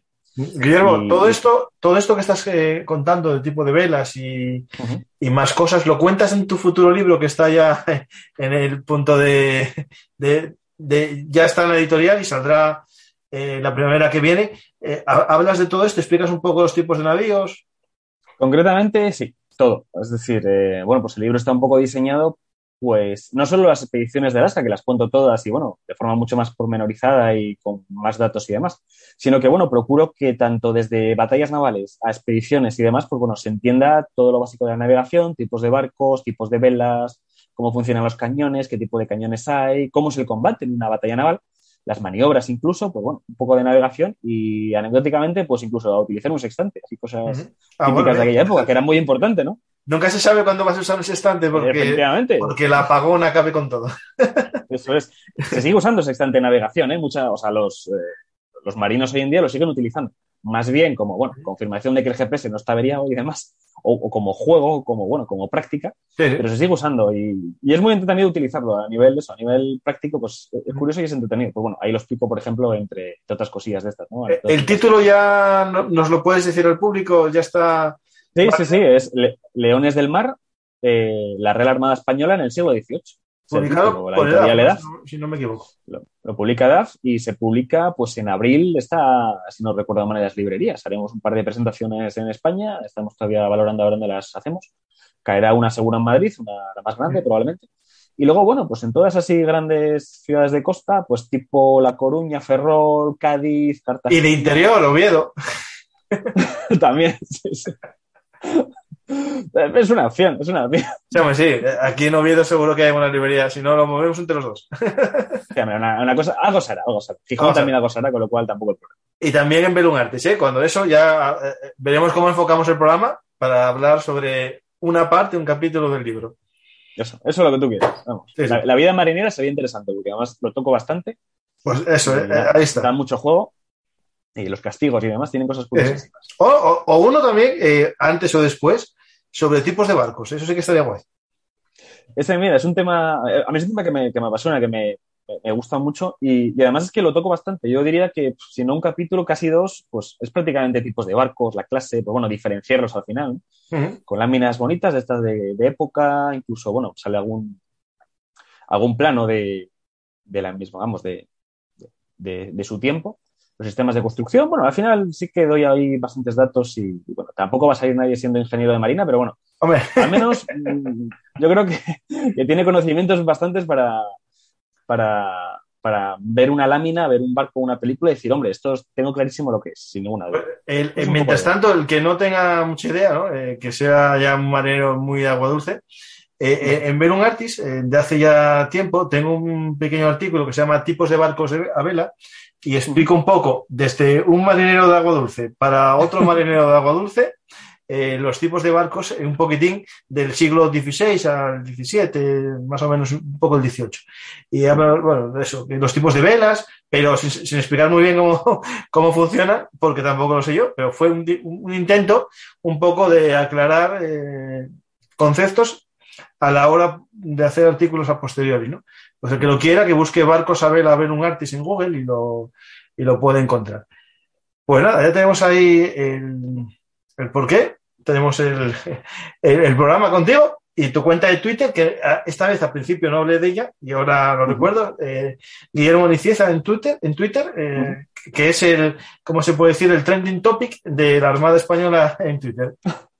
Bueno, no sé si trending topic, pero bueno, está un poco así soberbio decirlo.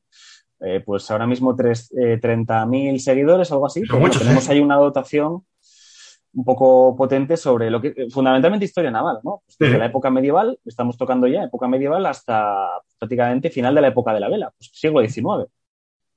Claro. Estamos intentando conseguir 30.000 personas no es moco de pavo, ¿eh? La verdad es que a mí me sorprendió bastante, pero es verdad que, no sé, una cosa curiosa es que la historia naval española llama mucho la atención, ¿no? Quizá porque no se ha contado como merece ser contada. Y entonces, bueno, pues estamos intentando, yo por lo menos, pues contar todos los días pues una batallita o algún hito náutico, cosas curiosas que la gente pues, no sabe o no la han contado nunca. Y son cosas curiosas, ¿no? Son cosas interesantes. Por ejemplo, el tema de Alaska es una cosa que estoy intentando también contar bastante. Y le llama la atención a la gente. Es que teníamos frontera con Rusia por Alaska, sí, efectivamente. Es que Alaska era española. Sí, claro. Pues ya tenemos esos dos barcos, ¿no? Que van a patrullar esa zona, ¿no? Van a salir de patrulla a ver si encuentran buhoneros, buscadores de pieles, ¿no? Uh-huh.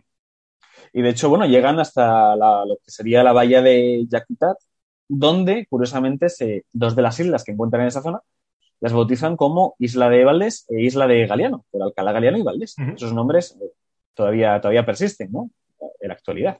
Es curiosísimo eso de que toda la zona de Alaska, muchísimos sitios, pues todavía conservan nombres pues tan españoles y pintorescos como Puerto de Córdoba, pues eso, Isla de Valdés, Punta de Lángara, Punta de Gravina, ¿no? Otro famoso almirante español. En definitiva, muchísimos nombres. Había un canal de un personaje muy gijonés, Canal de Revillagigedo. Sí, efectivamente. Y Puerto de Revillagigedo también, que era de hecho, era el virrey de Nueva España. Claro, en aquel momento. Conde de Revillagigedo. Y bueno, está justo, voy a ser malo, que ya sabes que soy de Oviedo, y está justo donde vais muy pocas veces a celebrar triunfos, la estatua de Pelayo, justo enfrente. Efectivamente. Ahí está el famosísimo Palacio de Revillagigedo en Gijón, en la plaza de Pelayo, una zona fantástica para tomarse una sidra, vamos. O para celebrar los triunfos del Sporting, que este año, bueno, estamos un poco mal, pero bueno, podemos mejorar. Como lo Oviedo, tampoco pasa nada. Se mata. Suele pasar. Pues tenemos ahí, tenemos que, como dos asturianos, tenemos que meter el elemento asturiano, ¿no? Ahí en Revillagigedo, lo tenemos si no puesto reventamos. Ahí.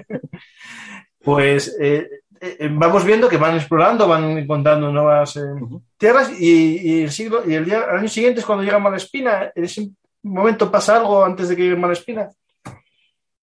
¿Llega Malespina? Bueno, no, fundamentalmente, ellos realmente llegan en el 92. Lo que pasa que, claro, la expedición de Malaspinas parte de España en el 89, ¿no? Uh-huh. Es una expedición muy larga y dura prácticamente 5 años y demás. Esto fue, pues eso, hace el 92 cuando hicieron la exploración. Lo que pasa que hasta ese momento se hicieron muchísimas cosas, porque la anterior que habíamos hablado era del 88. Claro, estamos hablando de 4 años de diferencia. Es que en el 90 es cuando precisamente el fuerte de San Miguel se fortifica. Y es lo que decíamos antes. Es cuando se envían una compañía de voluntarios de Cataluña, ¿no? Lo cual, curiosamente, además se dice que eran migueletes, eran los famosos miquelets, esta infantería un poco ligera catalana y demás. Y bueno, el capitán era Pedro Alberni. Y de hecho, curiosísimamente, en muchísimas... Esto, claro, no se sabe a ciencia cierta, pero es verdad que aparecen muchísimas litografías del viaje de Malaspina. Se encuentran incluso, puede ser un poco legendario también, indios con la famosa barretina catalana en las láminas dibujados. Sí, es cierto, sí que lo vi en alguna, sí. ¿Verdad? Entonces, es la primera compañía franca, ¿no?, de voluntarios de Cataluña. Eso es, sí, voluntarios de Cataluña. Eran 76 hombres, llevaban algo de artillería, generalmente eran fusileros casi todos, y luego su capitán, que era Pedro Alberni. Y bueno, como decía antes, se supone que eran, infantería ligera de montaña, pues miqueletes, ¿no?, que al final fueron muy famosos además en la Guerra de Independencia Española, como una infantería bastante peleona, ¿no?, un poco a la tradición y a la herencia de los almogávares, ¿no?, en ese sentido. Y bueno, fueron bastante belicosos, la verdad. Ahí hay que decirlo. Y luego, bueno, pues esta expedición, la del 90, pues la llevaron a cabo. Era una gran expedición, como decía antes, ¿no? Porque iban 3 oficiales, iban Francisco de Liza, Salvador Fidalgo y Manuel Quimper, que luego sería bastante famoso, contaré en un ratillo por qué. Y ahí sí que es verdad que ya iban varias naves, iba la fragata Concepción, el bergantín San Carlos otra vez, y luego la famosa balandra que decíamos antes, la capturada la Princesa Real. Lo que pasa es que posteriormente también se unieron la corbeta Princesa y la corbeta Aránzazu, ¿no?, con los capitanes, que bueno, eran tenientes de navío, Jacinto Camaño y José Narváez. Claro, estábamos hablando de una fuerza de 5 naves, prácticamente una división naval. Una división naval para, efectivamente, para una zona como era Alaska, Nootka y demás, pues bueno, era bastante potente, ¿no? Era importante. Y bueno, es verdad que se considera, de hecho, pues hasta prácticamente el siglo XX, últimos de XIX, siglo XX, la mayor división naval que navegaron en esas aguas, curiosamente española, ¿no? Una cosa curiosa. Y esta expedición fue importante fundamentalmente porque se asentó muchísimo lo que es la zona el asentamiento de Santa Cruz, el puerto de San Lorenzo y demás, se fortificó muchísimo, espera de si hubiera ataques británicos. Y luego además es que se cartografió muy bien lo que era la zona de la isla de la Cuadra Vancouver. Hasta ese momento se pensaba que era costa, es decir, era continental, era costa continental, y se descubrió que realmente era una... No se tuvo claro hasta el final si era una isla o una península. Luego, bueno, era una isla, ¿no? Eso pasó con California, pero al revés. Pensaban que Eso es. era una isla y hasta que descubrieron que era una península. Eso es, pues aquí pasa un poco lo contrario, se pensaba que era costa, sin más, y luego se descubrió que efectivamente era pues eso, una isla, ¿no? Y de hecho, pues bueno, luego es verdad que con esta expedición se navegó bastante hacia el norte y fue cuando, pues como decíamos antes, también se bautizaron los grandes puertos, pues Puerto Córdoba, Punta Gravina, Puerto Valdés. En este caso no es Valdés el Cayetano Valdés, sino Antonio Valdés, el ministro de Marina de la época, ¿no? Secretario de Marina de la época. ¿Por qué es importante también esta expedición? Bueno, porque se hicieron 9 mapas y cartas esféricas de toda la zona. Es decir, se cartografió a gran escala esa zona. Curiosamente, se sabe que a estas cartas esféricas y mapas hidrográficos tendría acceso posteriormente Vancouver, el propio capitán Vancouver, para utilizarlos en sus propias exploraciones. Una cosa curiosísima. No se sabe muy bien cómo llegaron a sus manos. Es una cosa que no se tiene muy clara, pero bueno, es verdad que se sabe con certeza porque incluso en sus propios mapas muchas veces todavía aparecían los nombres españoles originales, ¿no? Luego, posteriormente, es verdad que se cambiaron, pero todavía aparecían los nombres originales. Otra cosa anecdótica es que... Espionaje industrial. Sí, totalmente, espionaje puro y duro.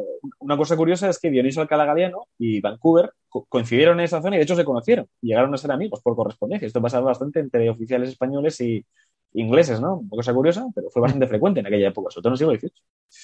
Pues el querido enemigo, ¿no? Como nos llamaban ellos, querido enemigo. Bueno, es verdad que nos respetaban, por lo menos algo es algo. No está mal. Y luego, pues expediciones que faltaban un par de días más, en el 91 y el 92, ya bastante más humildes, bastante más pequeñitas. Y pues bueno, una es verdad que se descubrió lo que se llamó el estrecho de Nuestra Señora del Rosario. Y luego es verdad que, bueno, sería el estrecho de Georgia al cambio, ¿no? Más o menos. Y es verdad que, bueno, luego la bahía de Enea, que llamarían actualmente los anglosajones, pues era la bahía de Núñez de Gaona, que era otro oficial, otro general español de la época, Manuel Núñez de Gaona, que de hecho, curiosísimamente, fue el que llevó a cabo las pesquisas del Consejo de Guerra después de la batalla del Cabo de San Vicente. De esa derrota, ¿no? Pero es increíble cómo dan vueltas, ¿eh? Que están en Alaska y vuelven a España a seguir luchando. Sí. Es decir, gente que viajó miles de millas, ¿no? En su vida de una forma, bueno, impresionante, o sea. De hecho, muchos de ellos no es casualidad, ¿no? Precisamente Zeta acabó combatiendo en aguas de España en las guerras contra Reino Unido, acabó llegando a teniente general, lo cual, prácticamente el rango más alto dentro de la Armada. Por debajo solo está por debajo del capitán general, ¿no? Que es el máximo grado. Y luego la mayoría de oficiales, pues bueno, por ejemplo, de la cuadra que decíamos antes, pues llegó al grado de capitán de navío, que al cambio de tierra es coronel, es decir, que tampoco es nada, ¿no? Que la mayoría ascendieron, tuvieron una carrera muy meteórica. Alcalá Galiano, Cayetano Valdés, llegaron a brigadier. De hecho, Cayetano Valdés llegó a ser capitán general de la Real Armada, es decir, director general. Y bueno, que eran oficiales con luego, aparte de científicamente, fueron muy potentes y geográficamente, llegaron a ser, en ese sentido, pues gente militarmente muy brillante, ¿no? Tanto batalla de Trafalgar, batallas anteriores y batallas posteriores. Gente muy, muy versada, ¿no? En armas y en letras, en ese sentido. Luego eso, en 91, 92. Y bueno, ahí empezamos un poco con los problemas de la famosa crisis de Nuzca y las conversaciones de paz de Nuzca, ¿no? Las famosas luego pues, convenciones o convenios de Nuzca. ¿Qué se hizo fundamentalmente? Bueno, pues ahí es cierto que España e Inglaterra, la una y la otra, no tenían intención de entrar en guerra por una nimiedad, como era esa zona, no tenían tampoco gran intención de colonizarla más allá de lo puramente mercantil o lo estratégico, y se hicieron 3 conversaciones intentando llegar a acuerdos, ¿no? La primera, la segunda y la tercera. ¿Quién las llevó a cabo? Pues bueno, concretamente, y de ahí viene precisamente luego el nombre de la isla, Juan Francisco de la Bodega y Cuadra y George Vancouver, ¿no? Fueron los 2 oficiales designados para llevar a cabo las negociaciones. Unas negociaciones que, curiosamente, ellos 2 se ponían de acuerdo con relativa facilidad, ¿no? Pero luego los gobiernos tenían muchos problemas a la hora de firmarlas. Es decir, lo que unos hacían, los otros deshacían, por otro lado. Una cosa bastante típica en política, además, ¿no? Tú que estás ahí, pues bueno, llevas a cabo acuerdos, estás más o menos... Bueno, ¿dónde ponemos el límite, la frontera? Bueno, pues más o menos en San Juan de Fuca, el Estrecho y tal. Tú te quedas con el norte, que iba a ser británico, y el sur, pues español, ¿no? Luego, bueno, libre navegación, sin muchos problemas en ese sentido. Luego llegaban las cortes y decían que no era nadie, ¿no? Que eso había que negociarlo otra vez, que no les servía. Y así estuvieron dando bastantes vueltas, de hecho, ¿no? Hasta No, que y, al final ahí, es que... y ahí con la suerte, incluso eso, que había un rey que no cambiaba mucho. Tú imagínate, cuando cuando cambiaban cada 4 años, a lo mejor cambiaba el gobierno completamente que te había dado la orden anterior. Eso es, o sea, hubo bastantes problemas. Y de hecho, bueno, llegó a estar bastante o razonablemente enfadado precisamente Juan Francisco de la Bodega y Cuadra con la Corte de Madrid, porque le habían ordenado, el hombre se negó a ceder la propia isla vamos, lo que luego fue isla de Cuadra y Vancouver. El tío decía que, Uh-huh. ¿cómo que cederla? ¿Qué es eso? Que eso es una blasfemia, poco menos. Entonces, bueno, sí que es verdad que se decidió que la frontera fuera el estrecho de Juan de Fuca. Eso tenía un problema bastante serio, claro. ¿Por qué? Porque es que tanto el puerto de San Lorenzo, la ciudad asentamiento de Santa Cruz y demás quedaban en la zona británica, es decir, la principal capital, por decirlo de alguna forma, el principal asentamiento, quedaba en zona británica. Con lo cual tuvo que ser trasladado y se empezó a trasladar en el 92 a la otra zona del sur, ¿no? Ya a la zona continental. Esto dio a su vez problemas, porque ahí estaba lo que es Santos Ángeles, creo, Los Ángeles, pero no Los Ángeles, California, cuidado, no nos confundamos, es otro Los Ángeles. Y ahí sí que tuvieron pequeños problemas con los indios. De hecho, bueno, mataron al piloto, mataron a varios hombres haciendo la construcción, y el que era encargado del fuerte, que era el teniente navío Salvador Fidalgo, pues bueno, decidió... Puerto de Nuestra Señora de los Ángeles. Eso, Puerto de Nuestra Señora de los Ángeles, ese mismo. Y entonces, en esa zona, pues bueno, hubo algunos pequeños problemas pues como decía antes, con los indios, mataron a algunos soldados españoles, mataron al piloto y demás. Y bueno, el que era comandante máximo encargado, pues decidió, pues bueno, lo que se llama una expedición de castigo, que es decir, ir a su poblado, no arrasarlo, pero en fin, que se notara que no había estado bien lo que habían hecho y demás.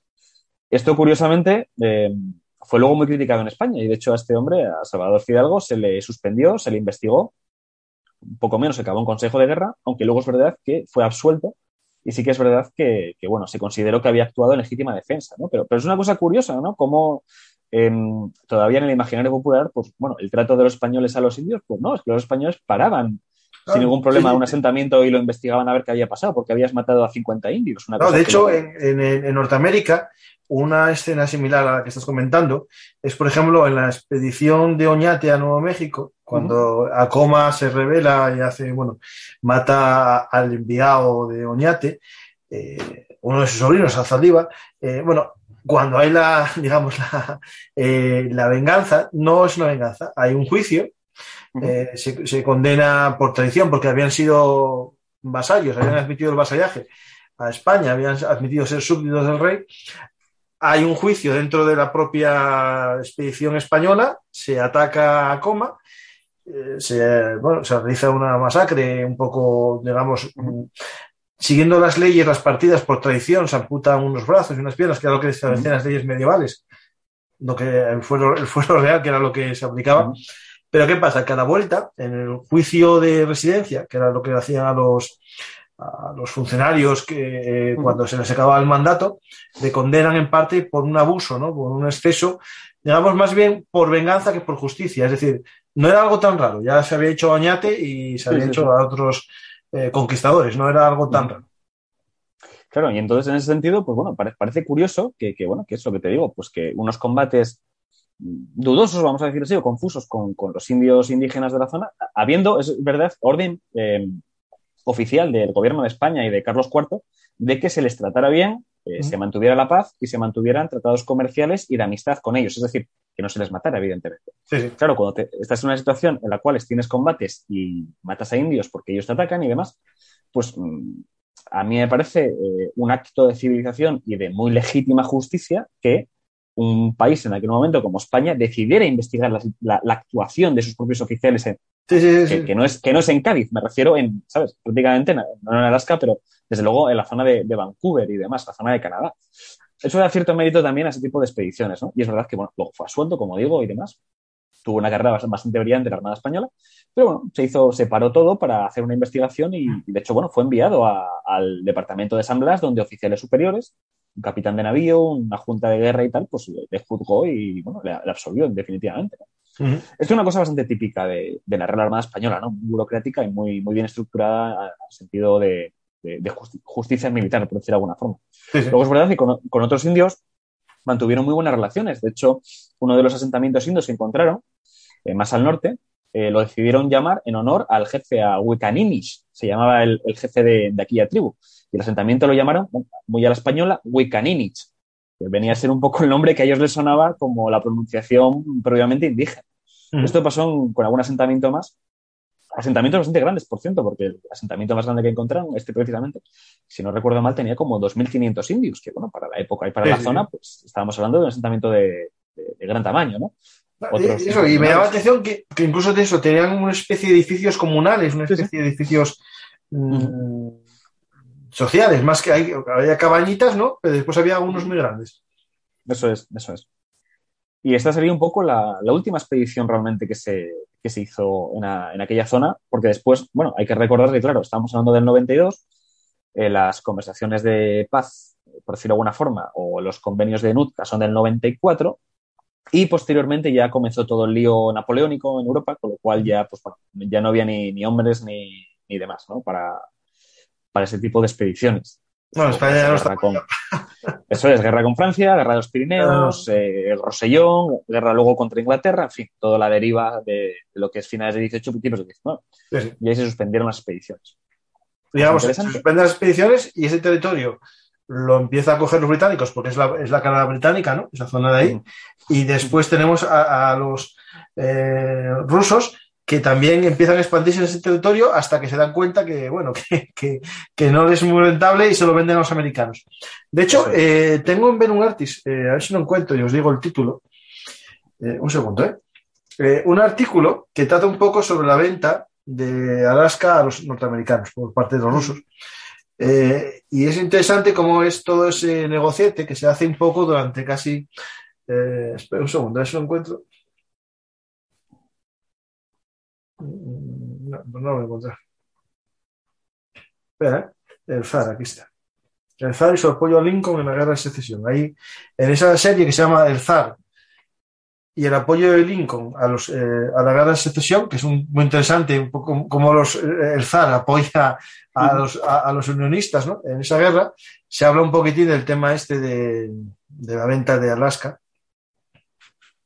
Bueno, es que precisamente lo que comentabas tú, es que Alaska, la zona del Canadá, toda esta zona, resulta que España la pierde, pero esto es como los combates que pierdes por no ir, ¿no? Por falta de comparecencia, literalmente. Sí. Quiero decir, España empieza a intentar defender lo que es su territorio, bueno, todas las guerras con Francia, luego contra Inglaterra y demás. Acaba teniendo que defender principios del 19, el Río de la Plata en 1806-7, con lo cual no está precisamente para mandar expediciones mucho más al norte. Movimientos probablemente posteriormente insurreccionales americanos, independencias americanas y demás. Con lo cual, esa zona literalmente se la empezó a quedar primero los británicos, la zona de Canadá británica y demás. La zona norte, los rusos, empezaron a expandir sus asentamientos comerciales y luego Estados Unidos, literalmente. O sea, es que así de claro, así fue un poco la cuestión, ¿no? Cosas curiosas que quedan. Bueno, pues que es la típica pregunta. ¿Quedan topónimos todavía a día de hoy de aquella zona españoles? Sí, todavía quedan. No quedan tantos, porque es verdad que la compañía compañía marítima, si no recuerdo mal, de Hudson, británico-estadounidense, les cambió todos los nombres, es decir, les quitaron todos los nombres españoles y pues al final, pues bueno, no es casualidad, que bueno, no lo he contado, lo tengo que contar todavía. La isla de la Cuadra Vancouver se llama así porque en las conversaciones de paz, en el tercer convenio de Nootka, que Nootka queda evidentemente la propia isla de Cuadra Vancouver, como acto de buena fe entre ambas potencias, se decidió y le pidió George Vancouver a Juan Francisco de la Cuadra, Francisco de la Bodega y Cuadra, que por qué no llamaban un accidente topográfico que mejor que esa isla llamarla Cuadra y Vancouver, ¿no? Es interesante que es Cuadra con Q, ¿no? Cuadra con Q, sí, Cuadra con Q. Oficial naval limeño, por cierto, es decir, novohispano, no nacido en España. Bastantes de ellos lo eran. No recuerdo ahora quién más, pero más de uno era, desde luego, nacido propiamente en América, ¿no? La América española. Y bueno, así quedó el nombre de la isla de Cuadra Vancouver. Luego, posteriormente, pues el Cuadra pues, se perdió de forma más o menos malintencionada y la mayoría de los nombres, pues verdad que se modificaron. Pues eso, estuario de Nuestra Señora del Rosario, pues Bahía de Enea, pues bueno, al final cambiaron todos los nombres. Sí, nos queda casi o sea, Valdés y Córdoba, ¿no? Exacto, Córdoba y Valdés y poco más realmente, ¿no? La mayoría de todos los accidentes geográficos, no sé si tienes por ahí el mapa de Sí, el de los nombres, ¿no? Sí. Y tal. Sí. Ese es. Pues es que ahí lo ves, y es que todos son nombres, bueno, evidentemente son descubrimientos españoles y exploraciones españolas, son nombres españoles. De esos prácticamente ninguno queda, ¿no? O sea, no queda ninguno. No queda ninguno. ¿Por qué se cambiaron? Típica pregunta. Bueno, pues que los británicos, como llevaban tiempo haciendo reclamación de soberanía, lo que no iban a presentar es la reclamación de soberanía diciendo que eso se llamaba de otra forma y que además con nombre español antes. Quedaba feo eso, ¿no? Pues ha hecho la trampa. Es igual que en la zona de California, la bahía de Drake, ¿no? Que tenía otro nombre en español. Sí. Pues eso pasa bastante, quiero decir, eso los británicos son expertos absolutamente en propaganda y bueno, eso lo hacían muy bien y lo hicieron literalmente. Sí que es verdad que la zona de Córdoba se sigue llamando Córdoba y está en Alaska. Y luego la isla Valdés, ahora se escribe Valdez con Z, si no recuerdo mal, y alguna más Galiana, no sé si se mantiene. Y bueno, la mayoría se han cambiado el nombre. El monte de San Jerónimo también se cambió, bueno, pues la mayoría se cambiaron. La mayor parte. Hay aquí una foto que pone el glaciar Malaspina. Sí, ese se mantiene todavía. Ese se llegó bastante al norte, lo descubrieron precisamente, si no recuerdo mal, Alcalá Galiano y Valdés, le llamaron Malaspina, porque era el comandante, el director de su expedición, la expedición Malaspina, y eso se mantiene. Pero la mayoría sí que es cierto que la mayoría perdieron el nombre y pues ahora la mayoría, pues eso que es el Prince William Sound, el Charlotte Sound, Prince no sé qué, o sea, son todos nombres muy, muy, muy británicos, además príncipe no sé qué y conde de no sé cuántos, ¿no? Sí. Con pedigrí aparte. Sí, bueno. Que no estuvieron allí, ninguno, lo más seguro. No, probablemente no. De hecho, insisto, es que muchas de las expediciones que hizo posteriormente Vancouver las hizo con la cartografía española. Algunos incluso en sus propios mapas y cartas esféricas de la zona de costa. Todavía, muchos de los que hizo Vancouver, escribió Vancouver, aparecen los nombres españoles. Tuvo, bueno, la deferencia de escribirlos. Ya que había llegado a un acuerdo de la cuadra de Vancouver, pues bueno, los mantuvo. Luego es verdad que las manos siguientes por las que pasaron debieron estar ahí borrando y tachando. La Royal Society of sí, seguro, totalmente. Uy, pues español. Tipes. Esto suena demasiado español, no nos interesa, vamos a cambiar el nombre por Prince William, no sé qué milonga. Pues a ver, ya nos quitaron en muchos libros y bueno, incluso documentales, la primera vuelta al mundo la dio Drake, no la dio ni Elcano ni Magallanes. Bueno, de hecho fue, esto lo cuenta muy bien Agustín Rodríguez, no fue ni el primero ni el segundo, fue el tercero Drake. Hombre, a ver, yo tengo la teoría, a ver si es la que te dijo él, en el libro de él y en otro que leí, saqué la conclusión que Magallanes había estado ya en la zona anteriormente, por lo tanto, había estado allí y volvió, él ya dio una vuelta al mundo. Sí, lo que pasa, sí. Es verdad que la comenta casi siempre Agustín y tal, y yo puedo estar bastante a favor de ella, de hecho, porque sí que es verdad que tiene sentido. A ver, una cosa que a mí siempre me ha extrañado bastante, y además lo ves cuando sigues un poco el derrotero de Francisco de Albo y todo esto, ¿no? ¿Cómo es posible que desde cruzar, es decir, desde partir desde Nueva España hasta Filipinas, hasta llegar a Filipinas, se durara, o sea, prácticamente cogieron la ruta más óptima para hacerlo? Eso es extraño. Pero luego, claro, también es cierto que Colón hizo lo mismo con los alisios. Es decir, que también es que hay muchas cosas que pensando un poco en la técnica de la navegación, en la propia navegación, a mí se me hacen extrañas, se me hacen difíciles no de creer, porque me lo creo perfectamente, está perfectamente documentado. No, pero claro, él había estado, pero... Me hace la duda. Claro, pero Magallanes había estado como portugués, es decir, habiendo ido por la zona portuguesa. Lo hizo, sí. Estuvo en la zona de las especias, en una isla. Él hizo la circunnavegación en partes. En partes, es decir, sí. Él se hizo de África a la India. Sí. Y luego con España se hizo lo que le faltaba, ¿no? No lo veas así. Él estuvo en un sitio que fue en la isla de las especias y después volvió a España y siguió en el otro lado. ¿Siguió? No, también. Claro, así, entonces hizo vuelta y media. Claro. Sí. Sí, bueno, pero se entiende, claro, se entiende que un poco la circunnavegación, a ver, realmente no, porque tardaron 3 años en hacerla, pero se entiende que es como un viaje, una travesía continua. Sí. No la hago con 40 años, estoy 10 años en casa y me hago lo que me falta. Sí. Pero realmente sí, realmente Magallanes probablemente sería el segundo en dar la vuelta al mundo, el tercero sería, bueno, los propios españoles también la hicieron, ¿no? Todo esto, ¿cómo se llama? Todos los marineros que iban con el Cano también. Eso es. Bueno, eso sí. No, me refiero posteriormente a Espinosa, a los que fueron capturados por los portugueses, también la terminaron realmente. Uh-huh. Entonces, y luego, bueno, pues los viajes de Joffrey y demás también llegaron a hacerla, con lo cual es que Drake, con suerte, igual fue el quinto en dar la vuelta al mundo, ¿sabes? O sea, ya es, ni siquiera es podio ya, y los británicos que lo celebran como, claro, ejercicio de marketing absoluto, pero sí. Por eso. Lo mismo pasa con el tema de Alaska y demás, y el tema, un tema que no me aparece en este libro, pero probablemente para el siguiente, con un poco de suerte, el famoso navío San Telmo. Seguramente los primeros en pisar suelo de la Antártida, fueron españoles. El navío San Telmo que se hundió en esa zona, ¿no? Entonces, bueno, pues claro, luego hablamos de otros descubridores y demás. En principio el primero pudo ser Gabriel de Castilla, ya en el siglo prácticamente XVI para el XVII. Claro, evidentemente una cosa es descubrir la tierra y otra cosa es pisarla. Sí, los que seguro que la pisaron fueron españoles en 1819, ¿no? Cuando se perdió el navío San Telmo. Se encontró el Mascarón y partes del navío San Telmo allí, con lo cual llegaron seguro. Llegaron vivos, además. Sí. Entonces se tiene la constancia de que fueron ellos. Con lo cual, bueno, pues es que muchas veces el tema está ahí, ¿no? Como decimos también mucho en Asturias, unos tienen la fama y otros cardan la lana. Pero... Efectivamente, sí. Pero es verdad. Y nosotros nos la cardamos encima de la cabeza para ocultarla.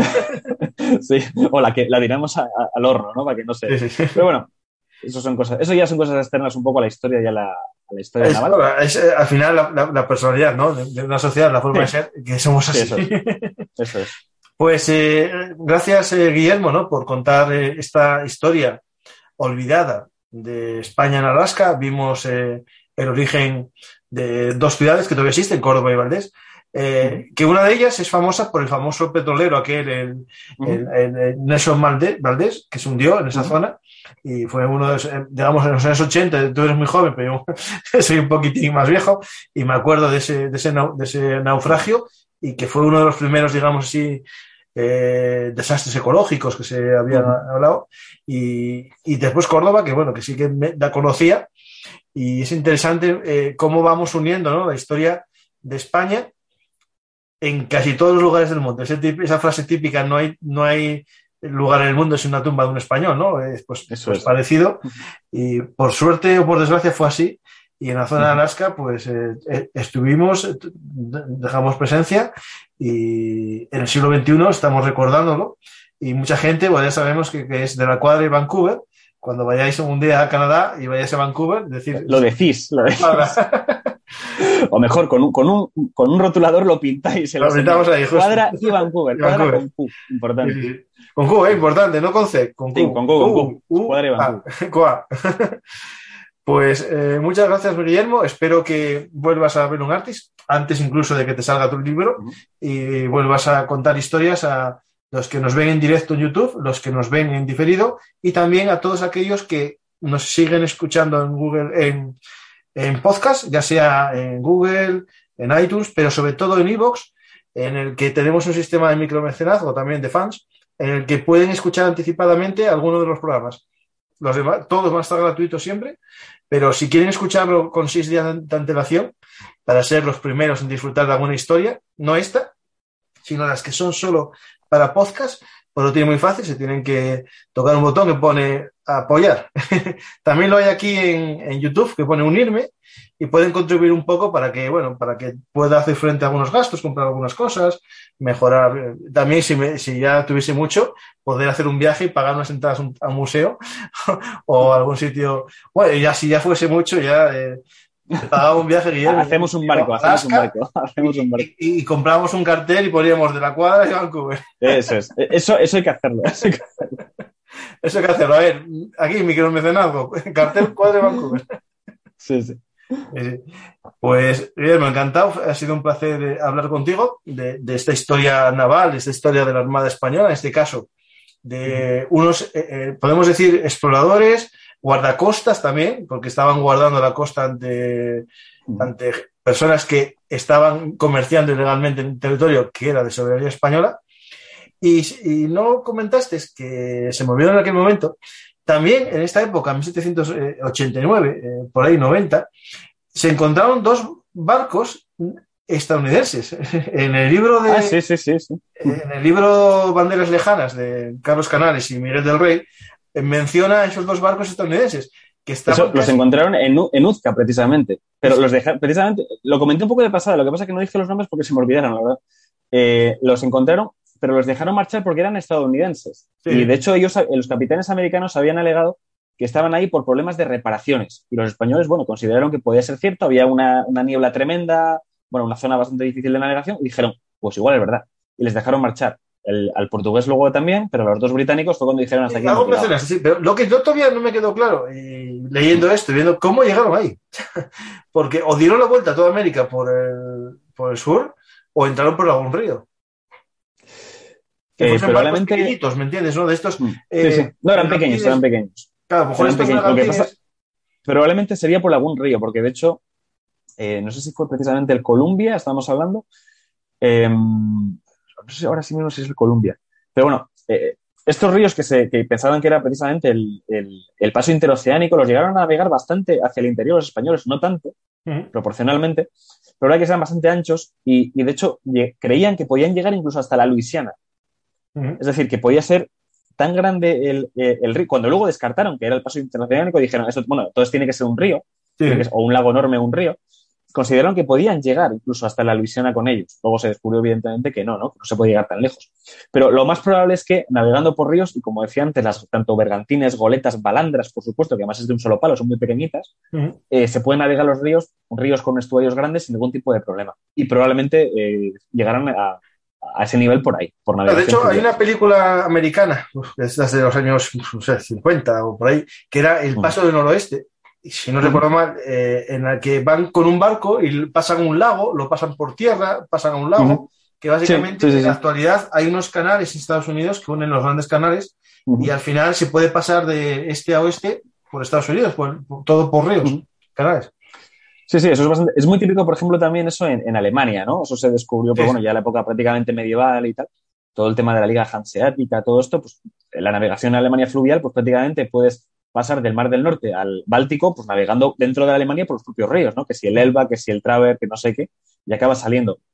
Ríos que están muy bien conectados. En España en ese sentido no tenemos tanta suerte, son ríos casi independientes muchos, pero sí que es verdad que como tú me dices, Estados Unidos y Alemania tienen ríos que prácticamente conectan todos con todos. Con lo cual los americanos son ríos, los estadounidenses, los que yo vi, que bueno, estuve en la zona de Washington, Washington DC, o sea, Washington el estado, ¿no?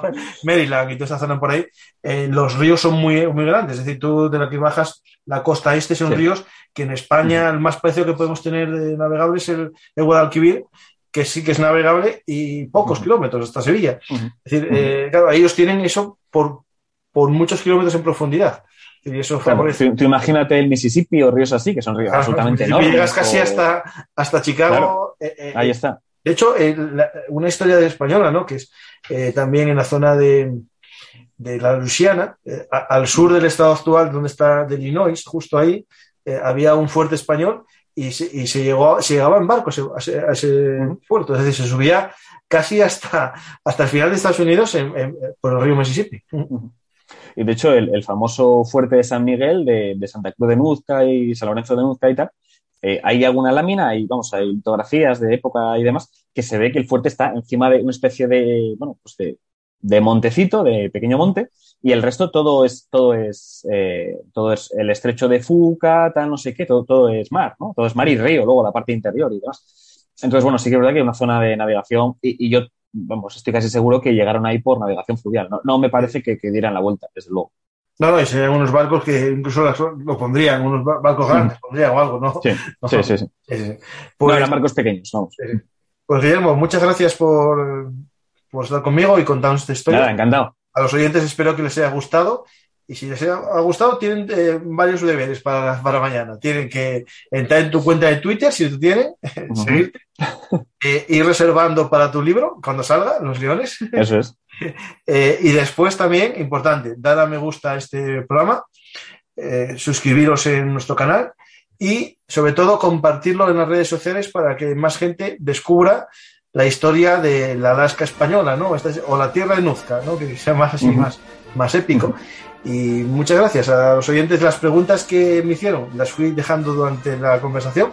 Algunas no hizo falta porque ya estuvieron respondidas. El tema de la relación con los indios la respondiste muy bien antes tú. Y también los ejemplos de ciudades o nombres españoles topónimos, ya lo hablamos también. Por lo tanto, hemos logrado la misión de responder las preguntas de los oyentes que estuvieron en directo. Y muchas gracias, Guillermo, y a todos los oyentes. Hasta la próxima Historia Hablada. Y ya sabéis, podéis invitarnos a un café o apoyarnos para que sigamos contando historias.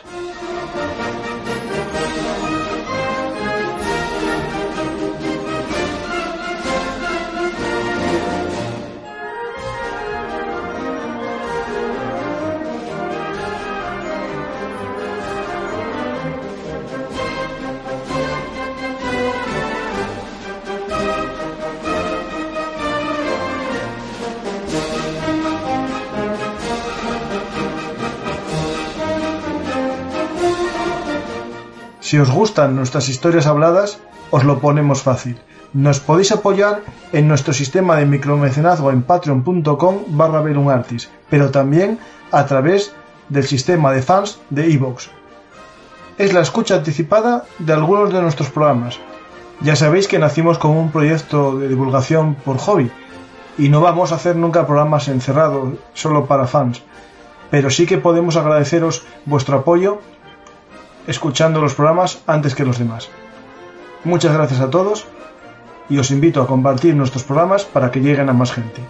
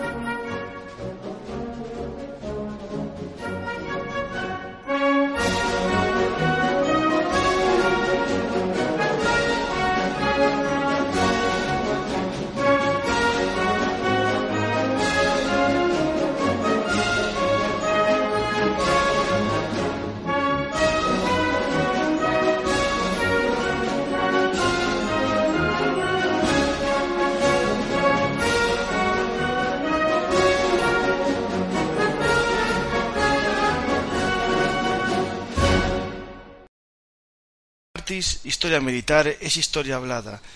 Estamos como siempre en todas las redes sociales, pero recordar, ahora nuestra dirección es velunartishistoriamilitar.blogspot.com. No os olvidéis, Velunartis es el blog de la historia militar. Muchas gracias.